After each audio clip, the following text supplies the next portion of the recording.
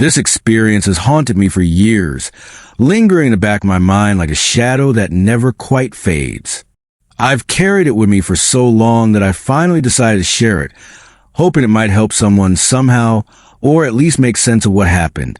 Back in the early 1980s, when I was about 8 or 9 years old, my family lived in a remote subdivision north of the Divide, Colorado, a place so far from civilization it felt like the edge of the world. Our house sat on a gravel street that dead-ended in a cul-de-sac. Perched on the side of a steep hill, there were only 3 houses at the end of the street, and ours was the middle one, flanked by neighbors on either side. The isolation meant I was often a latchkey kid, coming home from school to an empty house and spending a few hours alone until my parents returned. One afternoon, not long after the school bus dropped me off, I was settling into the quiet of the house when I heard the crunch of tires on the gravel outside. Peering out, I saw a car pull into our driveway, a vehicle I didn't recognize. My heart gave a little jolt. We didn't get random visitors out here. The subdivision was too far from anywhere for someone to just drop by. A man stepped out of the car, and I didn't know him. He was a stranger, and something about his presence set me on edge. Instinctively, I ducked behind the wood-burning stove in the corner of the living room, my small body pressed against the cool metal, trying to make myself invisible. The man didn't hesitate. He marched straight up to the front door and started knocking, hard, insistent knocks that echoed through the house. I stayed frozen, my breath shallow, hoping he'd go away, but he didn't. He leaned forward, peering through the window pane in the door, his eyes scanning the interior. Then, to my horror, he jiggled the doorknob, testing it, as if he might let himself in. The knocking continued, relentless, a steady rhythm that made my stomach churn. I couldn't stay hidden forever. The fear was suffocating, but so was the thought of doing nothing. I thought, maybe if he sees me, he'll realize someone's home and leave. Burglars don't want witnesses, right? So, I stepped out from behind the stove, my legs trembling, and faced the door. Through the window pane, I saw him clearly now. A short white guy with round glasses, long brown hair that was thinning at the crown, and a scruffy, longish beard. He looked at me, his expression unreadable, and asked through the glass, "Can you open the door?" His voice was calm, but it sent a shiver down my spine. I swallowed hard, trying to sound braver than I felt. "My dad's in the shower." I lied, hoping to mention an adult would scare him off. But he didn't flinch, didn't react at all. Instead, he said, "I'm here to see your neighbors," and named the family that lived in the house to the left. His tone was flat, almost rehearsed, and it didn't sit right with me. I pointed him toward their house. "They live next door on the left," I said, my voice quivering. He nodded, but there was something in his eyes, a flicker of frustration, maybe, that made my skin crawl. "Okay," he muttered, and turned as if to leave. I watched him walk back toward his car, my heart pounding, expected him to get in and drive away. But he didn't. Instead of climbing into his car, he veered off and started walking around the side of our house. My stomach dropped. Our house was built into the hillside, with a walkout basement that had a sliding glass door. If he was looking for a way in, that door was his best bet. Panic surged through me. This wasn't normal. No one just wanders around someone's house like that, especially not in a place as remote as this. I realized he might be trying to get into the basement, and even though the sliding door was locked, I wasn't taking any chances. My mind raced, picturing him breaking in, finding me alone. I grabbed the phone and prepared to bolt out the front door and into the woods if I had to. But then, to my relief, I saw him reappear on the other side of the house. He'd circled the entire building, his boots crunching on the gravel as he returned to his car. Without a glance back, he got in, started the engine, and tore out of the driveway, speeding up the gravel road in a cloud of dust. He never went to the neighbor's house, the ones he claimed he was there to see. Shaking, I picked up the phone and dialed my neighbor halfway up the street, a kind woman whose son was my age and who sometimes looked after me. I told her what happened, my voice trembling as I described the man and his car. She said she'd seen a vehicle speeding up the road just moments ago and told me to come to her house right away. I didn't hesitate. I ran out the door and cut through the woods, avoiding the road in case he'd double back. The trees felt safer, their shadows hiding me as I sprinted to her house, my heart still racing. When I told my parents later that evening, I don't think they fully grasped how serious it was. They brushed it off, saying he probably mistook our house for the neighbors since they weren't home. But I knew better. That man didn't make an honest mistake. Our street wasn't the kind of place you stumbled upon by accident. You had to know where you were going to end up in that subdivision, deep in the mountains. And the way he acted, his lack of reaction when I mentioned my dad, the way he circled the house like he knew its layout, the fact that he didn't break in but still tried the door, it all felt calculated. I'm convinced he knew I was alone, maybe even watched the house to figure out my routine. My parents asked the neighbors if they knew anyone matching the man's description. Short, white, round glasses, long brown hair, slightly balding with a longish beard. But they had no idea who he could be. I never saw him again, and we moved out of state about a year later. Thankfully, I never heard of any kids going missing in the area, but I can't shake the feeling that he tried something similar with someone else. The remoteness of our home, the woods we kids often played in. If I'd opened that door, I'm certain I wouldn't be here today. They'd probably have thought I got lost or hurt in the forest, and no one would have suspected a thing. That thought still chills me to the bone. My parents got divorced when I was barely 2 years old, too young to remember the chaos of their separation. Growing up, my brother and I split our time between them, spending every other weekend with our dad, who had remarried a kind woman we called our stepmom. Those visits were something we always looked forward to, especially in the summer when we get to stay longer. That particular summer, when I had just turned 11, we planned a week-long camping trip that had my brother and me buzzing with excitement. We packed up our gear, loaded ourselves and our medium-sized dog, Jackie, into the car, and set off for a familiar campsite in California, a place we'd visited before.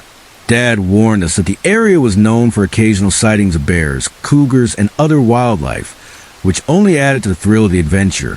For us kids, it was a chance to escape the heat of that swelteringly unbearable summer and dive into the cool waters of the lake. We arrived at the campsite late in the afternoon, the sun still blazing, but starting to dip toward the horizon. My brother and I were practically vibrating with energy, eager to explore, and most of all, to swim in the lake that shimmered just beyond the trees. We loved camping. The crackle of the fire, the smell of pine, the freedom of being out in the wild. And it had been ages since our last trip. As soon as we pulled into our spot, we jumped into action, unloading the car with a flurry of activity.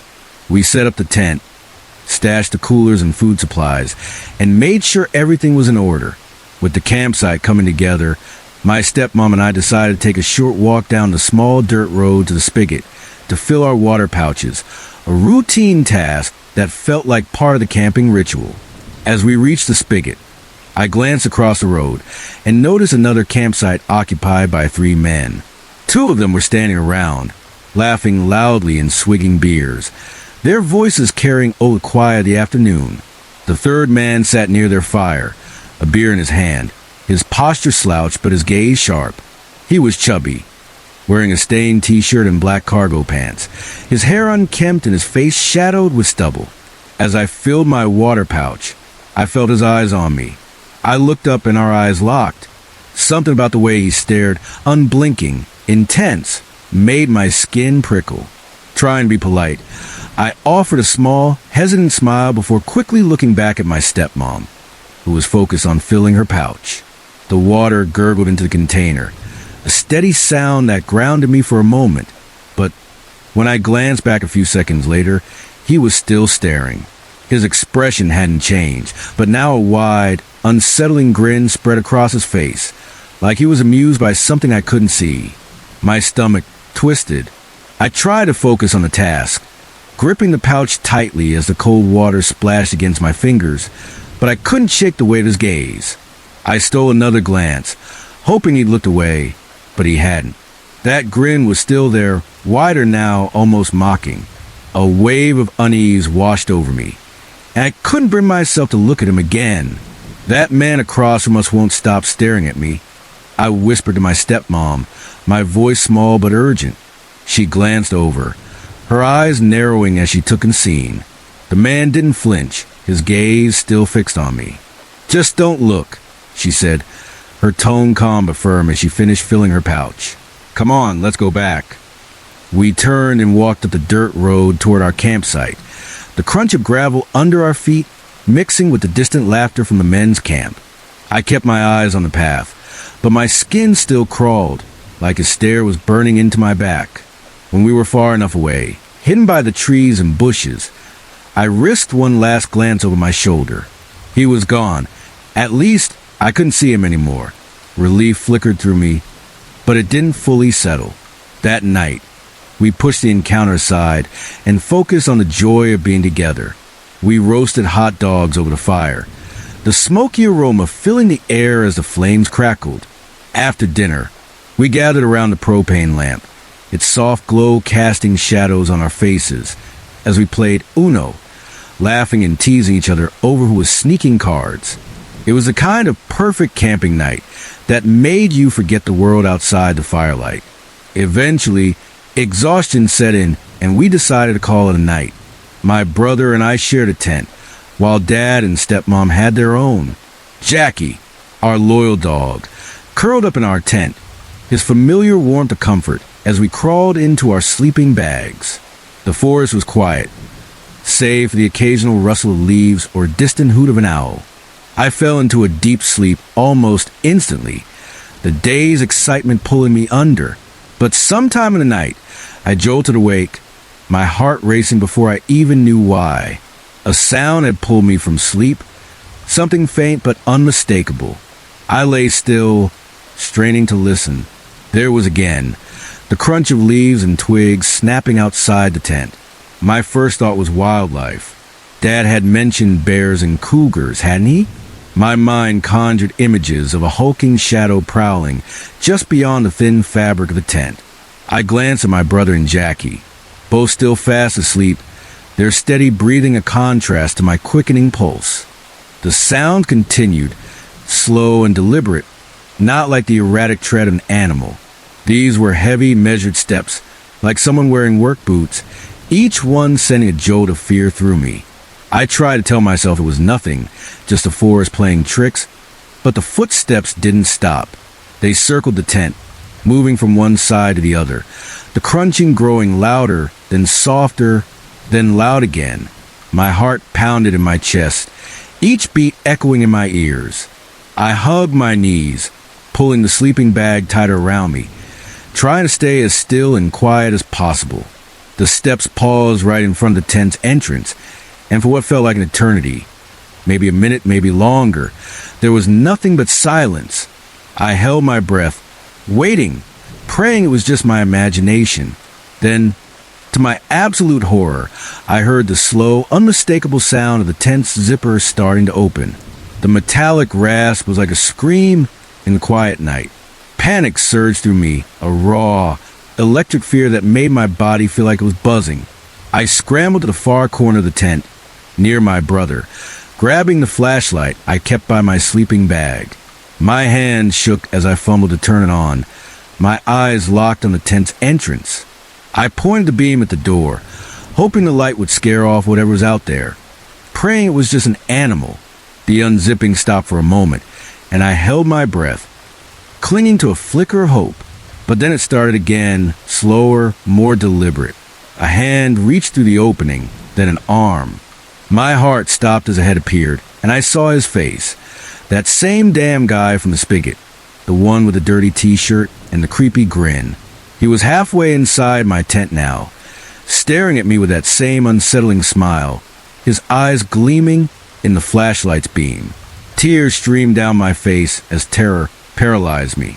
I was crying, unable to move, my mind screaming, "What do I do?" I couldn't think, couldn't breathe. Then a low growl snapped me out of my haze. Jackie was awake, his hackles raised, his eyes fixed on a man. My brother stirred, blinking in confusion, asking, "What's happening?" But Jackie was already in motion, his growl turning into a fierce barrage of barks. He lunged toward the entrance, not baring his teeth, but making enough noise to wake the entire forest. The man froze, his grin faltering, and then he scrambled backward, pulling himself out of tent as Jackie chased after him, barking furiously. The man's heavy footsteps retreated, fading into the night. Dad and stepmom burst into our tent moments later, their faces pale with worry. I was still shaking, clutching the flashlight, tears streaming down my cheeks as I told them everything. The man at the spigot, his creepy stare, and now this. Dad grabbed the flashlight and ran after him, Jackie still barking in the distance. When Dad returned a few minutes later, Jackie trotting beside him, he said the man was gone. Apparently, Jackie had chased him to a fence, where he must have jumped over to escape. The next morning, we reported everything to the park ranger and the local police, recounting every detail of the terrifying night. I still shudder when I think about what might have happened if Jackie hadn't been in our tent. I don't know if that man just wanted to scare me, hurt me, or something worse, but I'm grateful I never found out. Now that I'm older, I still love camping, but I never go without protection. A knife, pepper spray, something to keep me safe. And I never, ever go without my dog. Jackie saved me that night, and I'll never forget the way his barks cut through the darkness, driving away the shadow that tried to creep into our tent. When I was a kid, I spent one crisp autumn afternoon helping a neighbor rake leaves on his property, a task that filled the air with the earthy scent of damp leaves and the satisfying crunch of them underfoot. He was a friendly guy, close with my family, always chatted with my parents whenever he got the chance. The day had been long but fun, with the two of us working side by side, piling leaves into towering heaps as the sunlight filtered through the trees. When we finished, he offered to walk me home, saying he wanted to swing by and say hi to my parents. It was a short walk, just down the street, and the familiar path felt safe as we talked and laughed about nothing in particular. The kind of easy conversation that comes with knowing someone well. As we stepped into the house, the familiar creak of the front door greeted us. The living room was quiet, bathed in the soft glow of late afternoon light, streaming through the windows. From upstairs, I could hear my mom's voice, muffled but distinct, carrying on what sounded like a phone conversation. Her words were indistinct, but the cadence of her speech, pauses, rises, and falls, made me assume she was chatting with someone, maybe a friend or relative. The sound of her pacing accompanied her voice, the faint creak of the floorboards marking her steps. I called out for my dad, my voice echoing slightly in the stillness of the house. "Dad!" No answer came. The silence from the rest of the house felt odd, but I didn't think much of it at first. My neighbor, standing in the entryway, tilted his head, listening to the sound from upstairs. "Well, sounds like your mama's on the phone," he said with a chuckle, his voice warm but casual. "I'll catch them another time." We exchanged quick goodbyes, and he stepped out, the door clicking shut behind him. I watched him walk down the path for a moment, his figure disappearing into the fading daylight, before turning back to the house. The sound of my mom's voice still drifted down from upstairs, and I figured I'd go find her, maybe tell her about the day, or see if she needed anything. I climbed the stairs, the wood creaking under my sneakers, and called out again, "Mom!" The house answered with silence. Her voice had stopped, and the pacing had ceased. I frowned, a flicker of confusion stirring in my chest. I checked her bedroom, expecting to find her sitting on the bed with the phone pressed to her ear, but the room was empty. The bed was neatly made, the curtains drawn to let in the soft light. I moved to the other rooms, my parents' office, the guest room, even the bathroom, calling her name softly, then louder. Nothing. The upstairs hallway was eerily still, the air heavy with a quiet that felt wrong, like the house was holding its breath. I searched the entire house, my footsteps quickening as I checked the kitchen, the living room, even the basement, half expecting to find her somewhere I'd overlooked. But the house was empty, every room silent and untouched. A chill crept up my spine, settling into my bones. I stood in the middle of the living room, my heart beating a little faster, trying to make sense of what was happening. My neighbor and I had both heard her voice, her footsteps, clear as day. How could she not be here? I grabbed the phone, my fingers trembling slightly as I dialed my dad's cell. My mom didn't have a phone of her own, so he was my only option. He picked up almost immediately, his voice cheerful and familiar. "Hey, kiddo, what's up?" he said. "Where are you?" I asked, my voice tighter than I meant it to be. "Do you know where Mom went?" There was a brief pause, and then he said, "We're at the store. We've been running errands for a couple of hours." The words hit me like a punch to the chest. My skin prickled with goosebumps, a cold wave of dread washing over me. "A couple of hours?" I repeated, my voice barely above a whisper. My neighbor and I had both heard her voice, clear as anything just minutes ago. The footsteps, the pacing, the unmistakable sound of her talking. It wasn't possible. I stammered out what I'd heard, my words tumbling over each other as I explained the voice, the footsteps, the empty house. Dad's tone shifted, concern creeping in, but he didn't have an explanation either. He told me to stay put and said they'd be home soon. I couldn't stay inside. The house felt too big, too quiet, too wrong. I stepped outside, the cool air hitting my face as I sat on the porch, hugging my knees and staring at the street. My mind raced, replaying the sound of her voice, the creak of the floorboards. It wasn't just me. My neighbor had heard it too, had commented on it like it was the most normal thing in the world. But no one had been home. My parents had been gone for hours. Whatever we'd heard, whoever or whatever it wasn't my mom.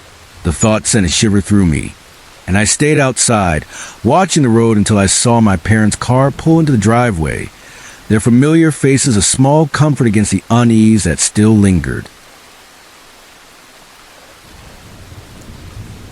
I was 25, fresh out of college, and had been working my first real adult job for about a year. I'd been living alone in my apartment for roughly 6 months when I came home one evening to find my phone ringing. I hurried to answer it, but missed the call. Checking the caller ID, I saw an unfamiliar number with an area code from my old college town, about an hour away. I didn't think much of it and went about my evening routine. But within a couple of minutes, the same number called again. Curious, I picked up. "Hey girl, how are you? It's been forever," came a bright, overly enthusiastic voice on the other end. Hi," I replied, caught off guard. "Who's this?" "Girl, it's Mandy. What are you up to?" I racked my brain. I knew 4 Mandys in my life, but none of them lived in my college town, and none of them would call me girl like that. The voice didn't sound familiar, and something about the tone felt off. "Mandy, who?" I asked, trying to piece it together. "Oh my gosh, we have so much to catch up on," she barreled on, ignoring my question. "So, you moved back to our hometown? That's awesome. Where are you working? Are you still dating that guy from high school? I totally thought you two were going to end up together. How are your parents? Where do you live now? What are you doing tonight?" Her rapid-fire questions hit me like a tidal wave, and I froze. That's when it clicked. This had to be Mandy Jones from high school. We'd been friends back in elementary school when we took dance classes together. But we drifted apart years ago. Why would she be calling me out of the blue like this? The whole thing felt wrong, like a puzzle with missing pieces. Hey, yeah, I said cautiously, trying to keep up. "I'm working at a local business back in my hometown. What about you? What's going on?" "Oh, that's so great," she gushed. "I always knew you'd be somebody. So, where do you live now? Are you still with that cute guy from high school?" This was getting weirder by the second. I'd had one boyfriend in high school, but he went to different school, and we'd only dated for a couple of months before breaking up. It was hardly some epic romance. Whoever this was, they were fishing for details, and their story wasn't adding up. Okay, Mandy, who exactly? I pressed, my voice sharpening. Girl, Mandy? Come on, she laughed, but it sounded forced. She kept going, bombarding me with personal questions. Where I lived, what I was doing, who I was dating. I dodged her questions, growing more uneasy with each passing second. She was relentless, circling back to my address and that cute guy from high school again and again. Finally, I'd had enough. Look, I don't know who you are, and I have no idea how you got this number, I said, my tone firm. Girl, it's Mandy. Mandy Roper, she insisted, her voice dripping with fake familiarity. I know it's been a while, but you wrote this number in my yearbook. I found it and thought we should catch up. That's when every alarm bell in my head went off. Let me tell you a few things about Mandy Roper. First, this woman on the phone sounded nothing like her. Mandy Roper didn't have a chirpy, Valley Girl vibe. She sounded more like someone who'd been chain-smoking since preschool. Second, yeah, we did play volleyball together, but only for 1 year in high school. If you asked this caller, I bet she'd say we played basketball. Because third, basketball was the reason Mandy Roper despised me. I was one of the few freshmen who made the varsity team, and within 2 weeks, I'd earned the wrath of one of the scariest girls on the squad. It's a long, ridiculous teenage drama that doesn't matter now. But trust me, Mandy Roper would sooner spit in my coffee than call me up for a friendly chat.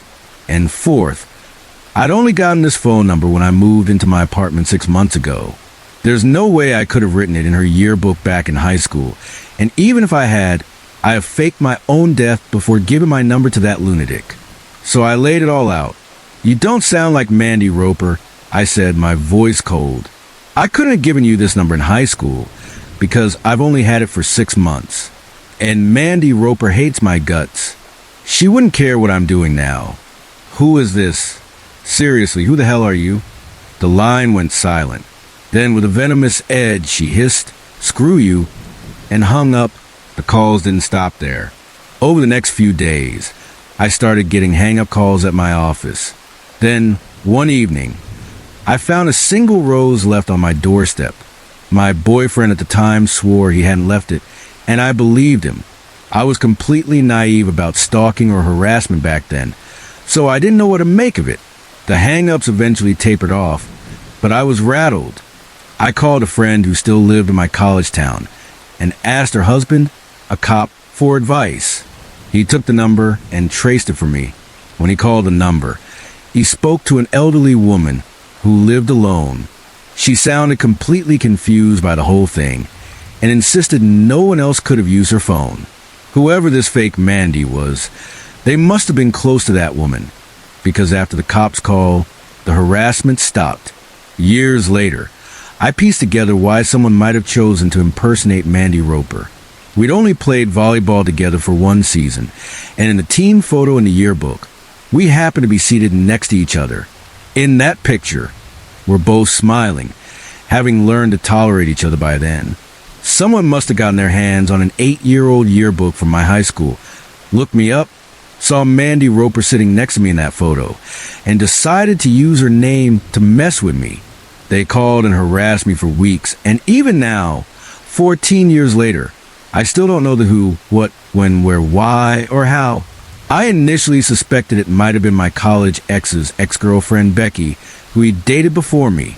She still lived in the college town and had never liked me, but I couldn't connect her to the elderly woman's phone number, and my ex swore Becky was too timid to pull something like this.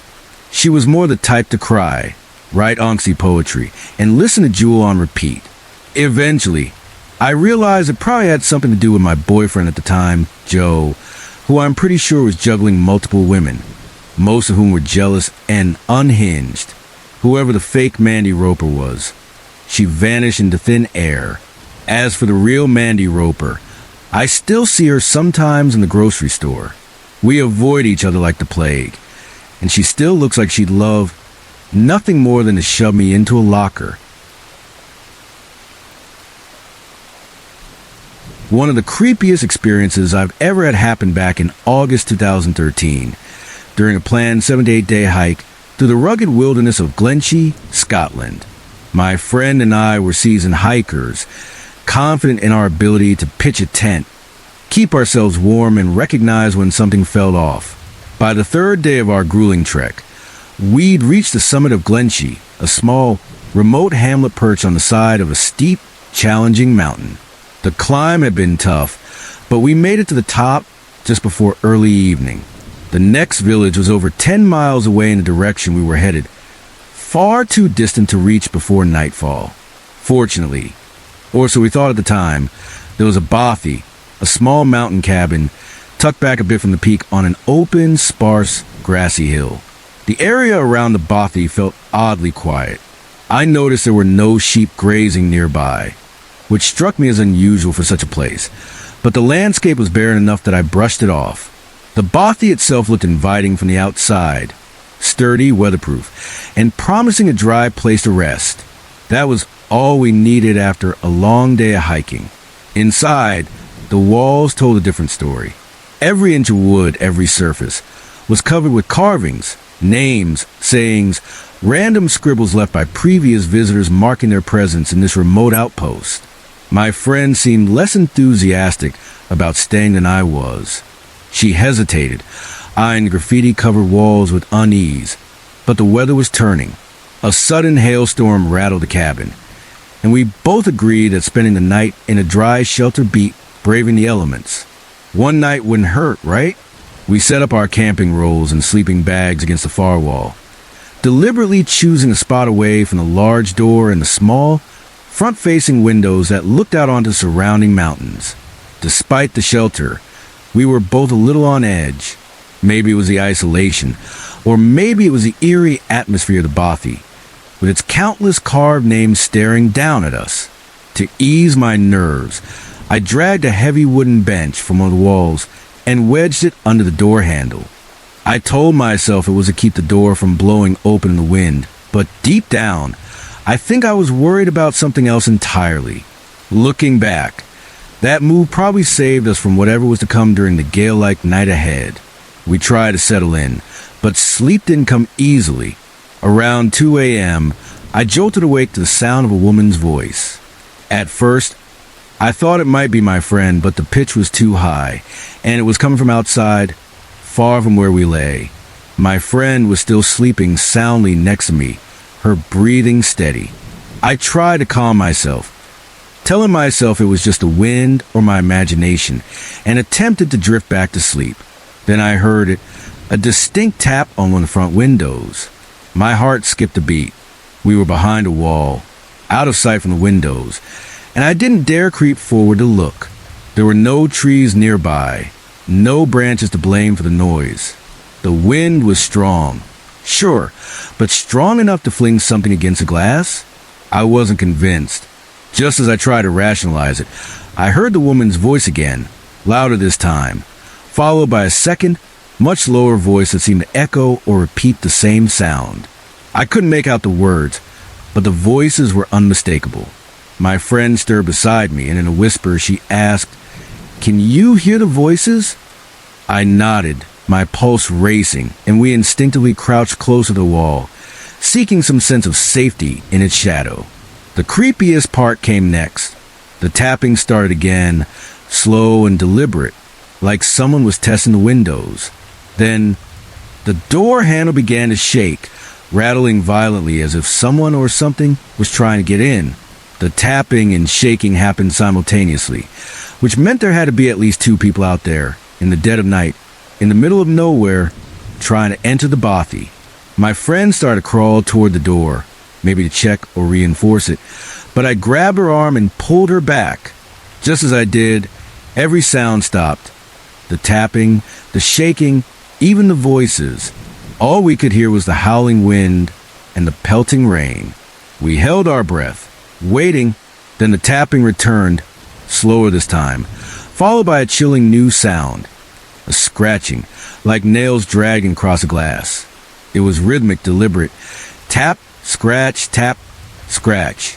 My stomach churned. If it was people out there, Why didn't they call out? Why didn't they ask to come in? Surely anyone seeking shelter would say something. The tapping and scratching continued, relentless, pausing only when we shifted or made the slightest noise, then resuming once we retreated to our corner. I clutched my multi-tool, its cold metal reassuring in my hand, as we sat there in the dark, dreading whatever was outside. The noises went on for what felt like an eternity, though it was probably only a few minutes. Eventually, exhausted and overwhelmed, we must have fallen back asleep, still huddled against a wall, my hand gripping the tool like a lifeline. When we woke around 5:45 or 6 a.m., the storm had passed. The air was still, and faint sunlight filtered through the windows, casting a soft glow over the bothy. The mountain was eerily quiet. I stepped outside first, my breath catching as I scanned the ground for any sign of what we'd heard. I searched for footprints, boot prints, tire tracks, anything to prove that people had been there. I circled the cabin, even climbed a short way up the surrounding slopes, but the only tracks I found were my own, fresh in the muddy ground from the night's rain. There was nothing else, no evidence of anyone or anything having been there. As I returned to the bothy, my friend was already packed, her face pale but determined. She was ready to leave, and so was I, before we headed out. She pointed to something I hadn't noticed, a single large handprint on one of the front windows. It was greasy, unnaturally large, and stood out starkly against the glass. There was only one print, no smudges or other marks, just that solitary, unsettling imprint. We didn't say much. We grabbed our gear and left, moving quickly down the muddy trail toward the next village. For the next 5 miles, we couldn't stop looking over our shoulders, half expecting something to follow us. That night still haunts us. It was one of the most unnerving experiences of my life, and my friend and I rarely bring it up. When we do, it's in hushed tones, as if talking about it might summon whatever was out there, tapping and scratching in the dark. Back in 2011, I found myself in a precarious situation in Ethiopia, a place far from the tourist trails, in an area my friends grimly nicknamed the place where no one can hear you scream. It was called Aryo Kanto, a name that still sends shivers down my spine. I had been staying in Addis Ababa for about a month, renting a cozy little bed and breakfast that had become my temporary home. Across the street was a bustling restaurant where I often grabbed meals, and over time, I struck up a friendship with one of the waiters there. He was a familiar face, always cheerful, always ready with a smile when I walked in. We'd chat about the city, the food, the weather, small talk that made me feel a bit less like a stranger in a foreign land. Everyone on the street seemed to know him, and by extension, they knew me too. I felt a sense of safety in that familiarity, like I carved out a small corner of belonging in this vibrant, chaotic city. One evening, the waiter invited me to visit his family. It seemed like a genuine gesture, an opportunity to experience authentic Ethiopian hospitality. I figured it was safe enough. I knew where he worked, and we'd built what I thought was a solid rapport over the past month. In all our interactions, he'd never given me any reason to suspect ulterior motives. No red flags, no creepy vibes, no unwanted advances. Just a friendly guy who seemed proud to share a piece of his life with me. So, I agreed, excited at the prospect of meeting his family and seeing a side of Ethiopia most tourists never get to experience. We set off together, and as we approached his family's house in Aryo Kanto, a knot of unease began to form in my stomach. The area was far from the lively streets of Addis I'd grown accustomed to. It was darker, quieter, with an eerie stillness that made the hairs on the back of my neck stand up. When we arrived at the house, I immediately sensed something was off. 2 men were standing outside, their silhouettes barely illuminated by the dim streetlight. My friend didn't introduce me to them, which struck me as odd given how warm and open he'd always been. Instead, he launched into a rapid conversation with them in Amharic, a language I barely understood.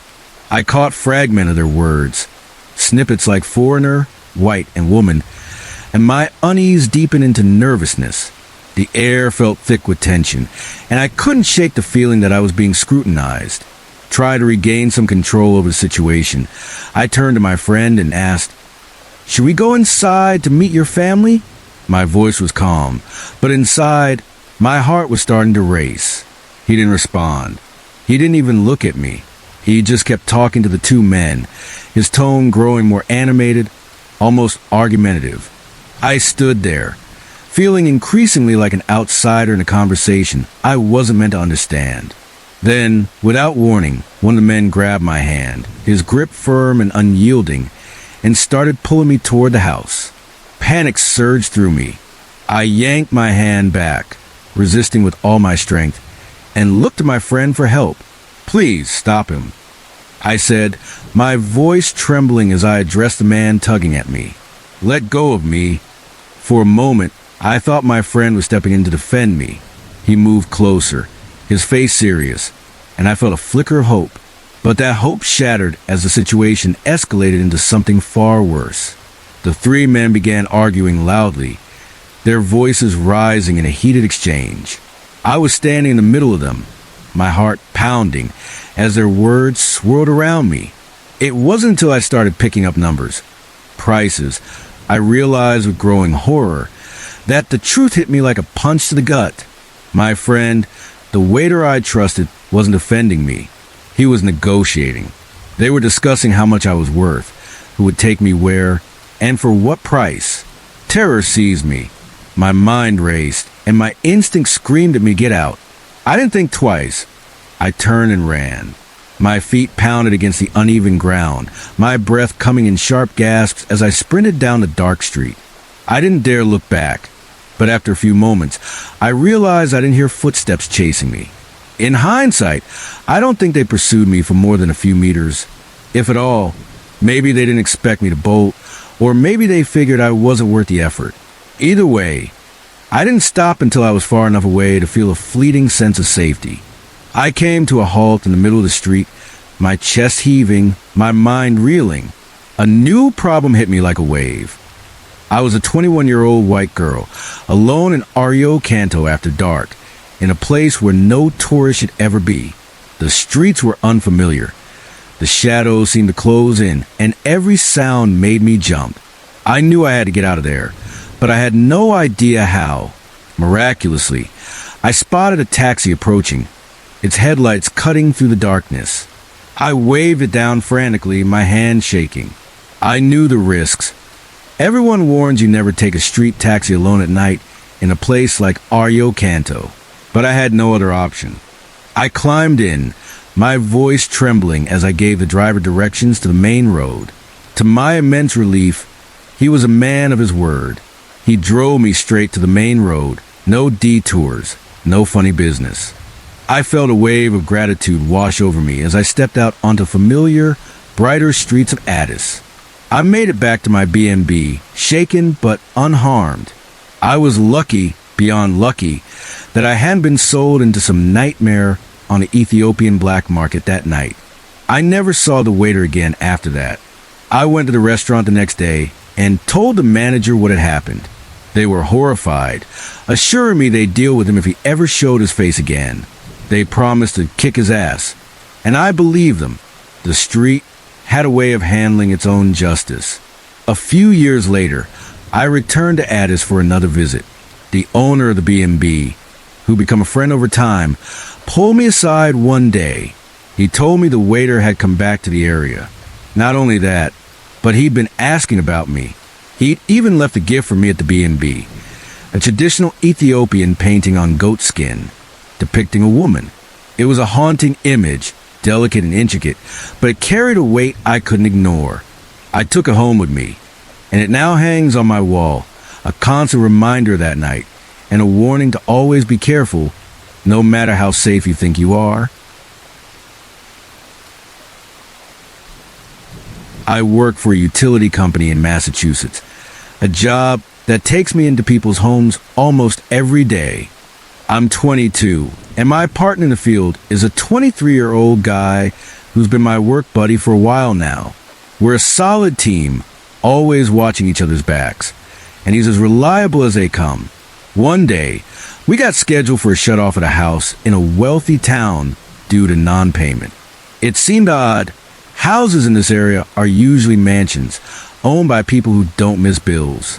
We figured it was a mistake, probably some clerical error or an oversight by a busy homeowner. So we hopped in our work van, ready to have a quick chat with the resident, clear things up, and move on with our day. The drive took about 20 minutes, winding through tree-lined streets with sprawling estates and perfectly manicured lawns. When we pulled up to the address, we both did a double take. This wasn't a mansion. It was barely a house. It looked more like a large shed, dwarfed by the neighboring properties. The place was run down, with peeling paint and a yard that hadn't seen a mower in years. What really caught our attention was the front door, almost completely blocked by a massive pile of dead tree branches, like someone had just dumped them there and walked away. It felt strange, but we shrugged it off. People live in all kinds of places, right? We parked the van, grabbed our paperwork, and headed toward the house. I climbed over branches, careful not to trip, and knocked on the door, though it felt flimsy under my knuckles, like it might give way if I hit it too hard. We waited. 5 minutes passed, and there was no answer, no footsteps, no voices, nothing. I glanced at my partner, who raised an eyebrow but didn't say anything. I was about to suggest we leave and mark it as a no-show when the door creaked open. An older man stood there, his face weathered and his eyes sharp, like he was sizing us up. He didn't say much, just nodded as we explained the situation. The utility bill hadn't been paid, and we were here to shut off the service unless he could settle it or provide proof of payment. He didn't argue or seem surprised. Instead, he gestured toward the side of the house and said, "You'll find what you're looking for down there," pointing us to the basement door. His tone was calm but cryptic, and it sent a small chill down my spine. I brushed it off as nerves. Sometimes people get weird about shut-offs. My partner and I exchanged a quick look, and I volunteered to go down to the basement to handle the shut-off while he stayed upstairs with the man. It's standard procedure for one of us to stay with the homeowner, while the other does the technical work, just to keep things smooth. The basement door was around the side of the house, half hidden by more overgrown weeds. I grabbed my flashlight and toolbox, took a deep breath, and headed down the narrow, creaky stairs. The basement was tiny, barely bigger than a closet, and almost pitch black. The air was damp and heavy, with a musty smell that made my nose wrinkle. My flashlight beam cut through the darkness, revealing cracked concrete walls and a tangle of old pipes. I found the utility panel quickly enough and got to work, but as I was fiddling with the shut-off valve, I froze. I could have sworn I heard whispering, low, indistinct voices, like a conversation just out of earshot. My heart skipped a beat. I swung my flashlight around, scanning every corner of the cramped space, but there was nothing. No one, just shadows and dust. I held my breath, listening harder, and there was again a faint murmur like people talking in hushed tones. My skin prickled, and I felt a wave of unease, like I wasn't alone down there. I told myself it was probably pipes creaking or the wind outside, but it didn't feel right. I hurried through the shut-off, my hands moving faster than usual, and practically bolted back up the stairs. When I got back to the main level, my partner was in what passed for a kitchen, a cramped room with a mini fridge, a toaster oven, and a gaping hole in the floor that looked like it hadn't been fixed in years. He was standing there, looking a little uneasy himself. I asked him where the old man had gone, and he shrugged, saying, "I think he just went to the bathroom." His voice wasn't as confident as usual, and I could tell he was on edge too. We waited in that tiny, claustrophobic kitchen for what felt like forever, probably 15 minutes, shifting our weight from foot to foot, the silence between us growing heavier. Finally, I couldn't take it anymore. I walked over to the bathroom door, a flimsy piece of wood at the end of the short hallway, and knocked. "Sir," I called out. No answer. I raised my voice, trying to keep it professional. "Sir, we finished the shut-off and just need you to sign the form before we leave." Still nothing. I glanced at my partner, who nodded for me to check the door. My stomach twisted as I knocked again, louder this time. "Sir, can you hear me? We're done and just need your signature." Silence. I hesitated, then tried the doorknob. It turned easily. The door wasn't locked. I cracked it open, my voice shaking slightly. "I'm sorry, sir. I didn't think you could hear me from the hallway. We finished the job, and we just need you to sign the form before we go." The door swung open to reveal a small, dimly lit bathroom. There was a sink, a toilet, a single bare light bulb dangling from the ceiling, and no windows. It was empty, completely empty. I turned to my partner, my pulse racing. "Are you sure he went in there?" I asked, my voice sharper than I meant it to be. He looked as confused as I felt. "Yeah, I saw him go in and close the door behind him. He hasn't come out." His eyes darted to the bathroom, then back to me. We both knew something was wrong. The house was tiny. There was no way he could have slipped past my partner in that cramped kitchen without being noticed. The front door was still blocked by those branches, and there were no other exits we could see. We didn't say it out loud, but we were both thinking the same thing. Where the hell did he go? We didn't stick around to find out. I grabbed my toolbox, and we hightailed out of there, pushing through the branches to get back to the van. I slammed the front door shut behind us, my hands shaking as I climbed into the driver's seat. My partner was quiet, his face pale, and I knew he was just as freaked out as I was. We didn't talk much on the drive back. I kept replaying the whispering in the basement, the empty bathroom, the way the old man had just vanished. I wish I had more evidence to make sense of it, but I'm in the habit of leaving my phone in the van's glove box during shifts, and my partner didn't have his either. All I got is a photo of the front of that shed-like house, snapped from the van before we left. It's just a grainy image of a rundown building, but every time I look at it, I get the same uneasy feeling I had standing in that basement, hearing voices that shouldn't have been there. 30 years ago, when my oldest son was born, my husband and I were living in an apartment that seemed to attract trouble like a magnet. It wasn't just a quirky old building with creaky floors or bad plumbing.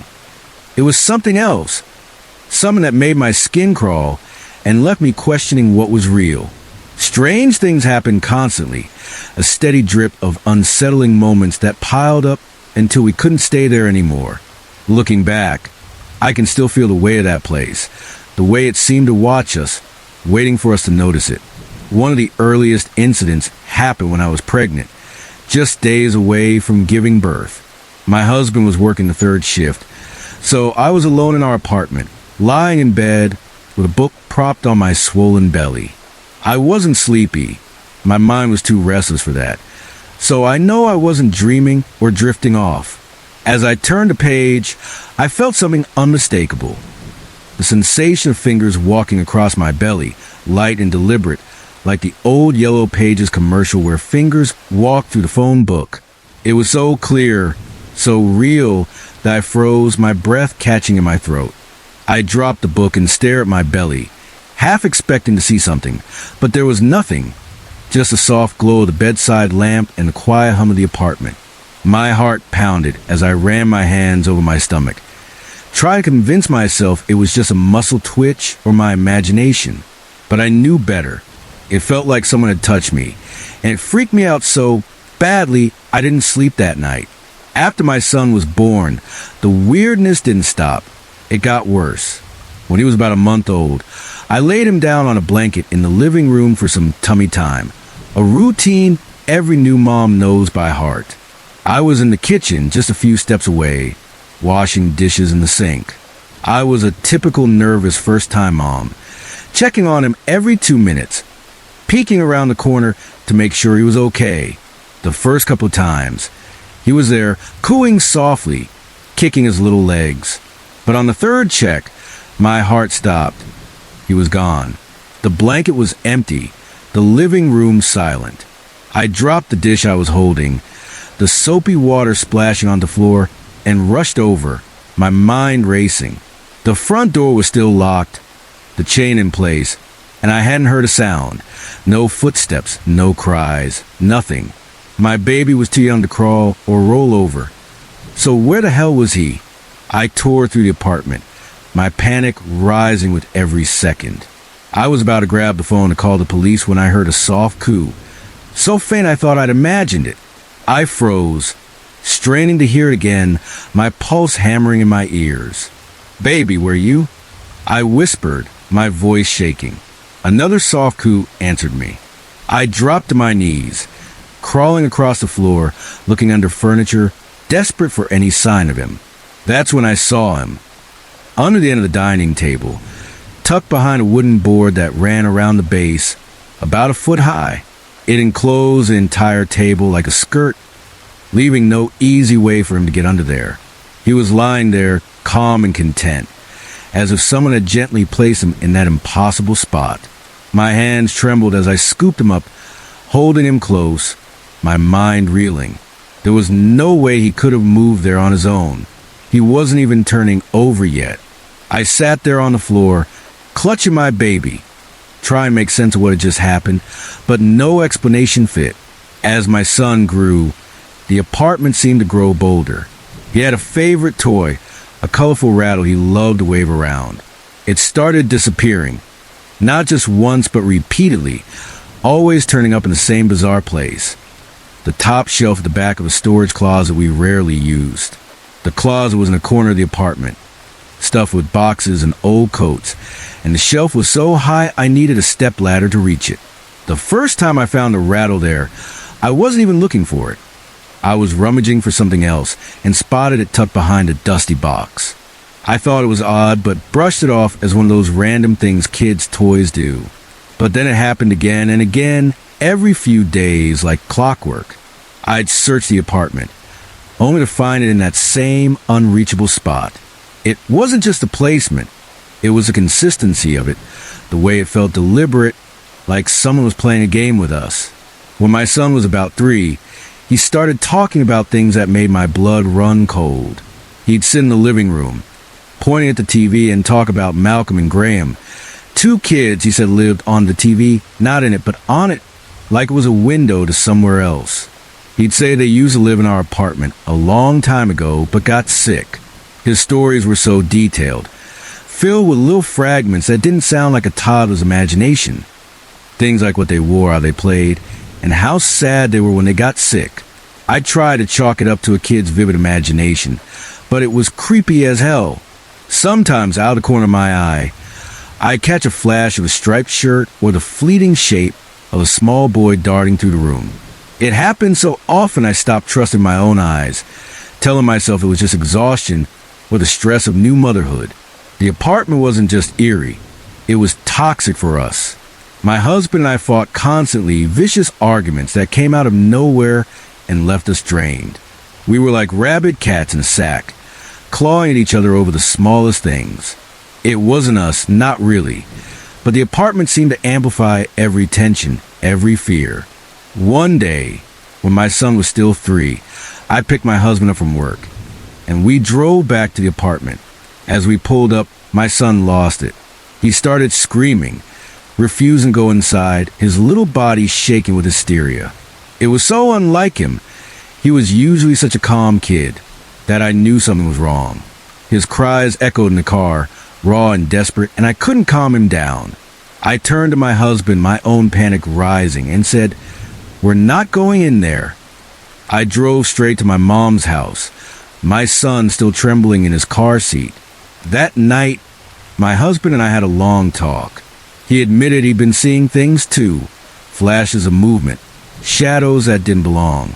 We were both scared all the time, living in a constant state of dread we hadn't dared name. It was like the apartment was feeding on us, wearing us down. We decided right then to move, to get out as fast as we could, but the moment we made that choice, things got worse, way worse. It was like the apartment knew we were leaving and wasn't happy about it. Physical things started happening. My hair would get yanked, hard, when I was alone in a room. The pain sharp enough to make me yelp. The feeling of being watched was constant, a heavy, oppressive presence that followed me from room to room. It was awful, like living under a microscope with something malevolent staring down at you. I started packing in secret while my husband slept, shoving clothes and essentials into boxes during the day. We stayed at my mom's house at night, only returning to the apartment to grab more of our things. The whole process was a blur of fear and urgency, like we were racing against something we couldn't see. Eventually, we found a new place and moved out for good. The relief was overwhelming, like a weight lifting off my chest.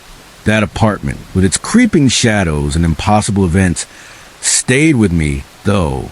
Even now, 30 years later, I wonder if I'm a magnet for this kind of thing, or if it's just everywhere, waiting to be noticed.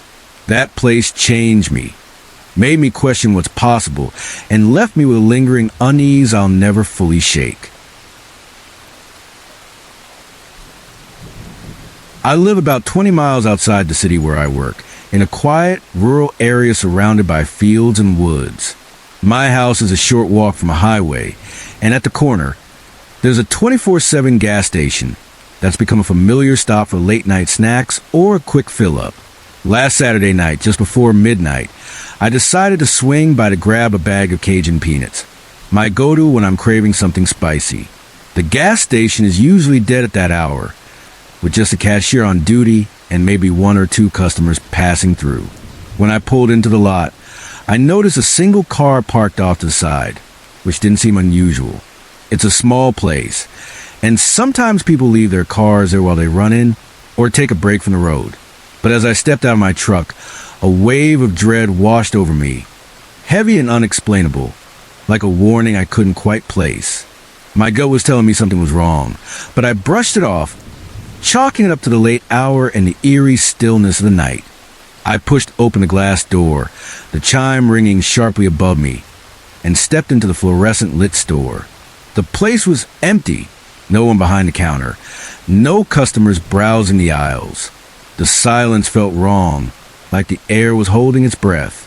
I scanned the room, expecting to see the cashier restocking shelves or maybe stepping out from the back, but there was nothing. Just rows of chips and candy bars, untouched, and the faint hum of the coolers in the background. I grabbed my bag of Cajun peanuts from the shelf, my footsteps echoing louder than they should have in the small space. I waited at the counter, clutching the bag, my unease growing with every passing second. Surely the cashier had heard the door chime when I came in. Maybe they were in the bathroom or grabbing something from the stockroom. I tried to convince myself it was nothing, but the feeling in my chest was tightening, like a coil ready to snap. After what felt like forever, but was probably only a minute, I called out, my voice sounding too loud in the empty store. "Is anyone there?" No response. The silence was deafening, pressing in on me. I waited another minute, my eyes darting to the corners of the store, half expecting someone to pop out. The dread was overwhelming now, a prickling sensation crawling up my spine. I set the peanuts down on the counter, my hands unsteady, and decided I wasn't sticking around. I walked out, the door chime ringing again as I stepped back into the cool night air. Before getting into my truck, I glanced at the car parked on the side, peering through its windows to see if anything looked off. It was empty, nothing unusual, just a beat-up sedan with a couple of fast food cups on the dash. I even circled the back of the store, my flashlight beam cutting through the shadows, but there was no one there either, just a dumpster and some scattered trash. My discomfort was through the roof, so I got in my truck and called the police, my voice shaking as I explained that something felt wrong at the gas station. The cops showed up about 10 or 15 minutes later, their flashing lights painting the lot in red and blue. I stayed in my truck, watching as they went inside, their radios crackling. When they came out, their faces were grim. They'd found the cashier in the men's bathroom, beaten to death. The words hit me like a punch, and my stomach churned as I realized how close I'd been to whatever had happened. The officers asked me to walk them through what I'd seen. I'd walked in, found the store empty, called out, waited, and left when no one answered. They took my statement, their questions sharp but professional, and told me I could go home. But that wasn't even the worst part. When I got back to my house, my heart nearly stopped. My dog, who's always inside, was out in the front yard, pissing on the grass and staring at me with this intense, unblinking look. My front door was cracked open, just a sliver, but enough to make my blood run cold. I grabbed my dog, holding him close as his fur pressed against my shaking hands, and drove straight back to the gas station to tell the police. They sent an officer to check my house, and when we got there, nothing was stolen or out of place. No broken windows, no rifled drawers. But there were clear signs of forced entry, scratches around the lock, and a slight dent in the doorframe, like someone had pried it open. The officer searched every room, every closet, but found nothing. I stood in my living room, clutching my dog, trying to process it all. My wife, thank God, was out with friends watching Beauty and the Beast again, so she was safe. But I was rattled, my mind racing with what could have happened. About 5 hours ago, I got a call from my brother, who works for the county sheriff's office. He told me they'd pulled the camera footage from the gas station. What they saw made my skin crawl.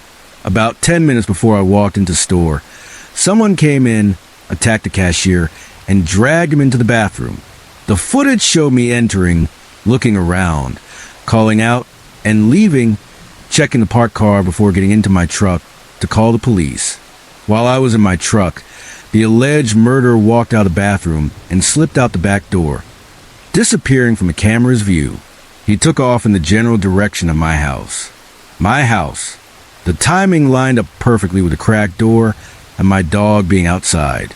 I'm convinced I narrowly missed crossing paths with a killer at that gas station, and then he broke into my home. This week, I had a new security system installed, complete with cameras and motion sensors, and replaced the front door with a sturdier one. But I can't shake the feeling that whoever did this is still out there, somewhere in the shadows. Every creak in the house, every rustle outside, puts me on edge. I keep replaying that night. The empty store, the dread, the open door, and I wonder how close I came to something much worse.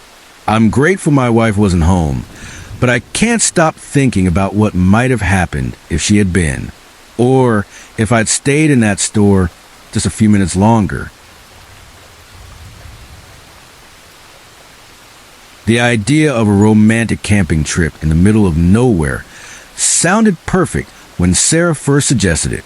"It'll be just you and me under the stars," she said, her voice brimming with excitement.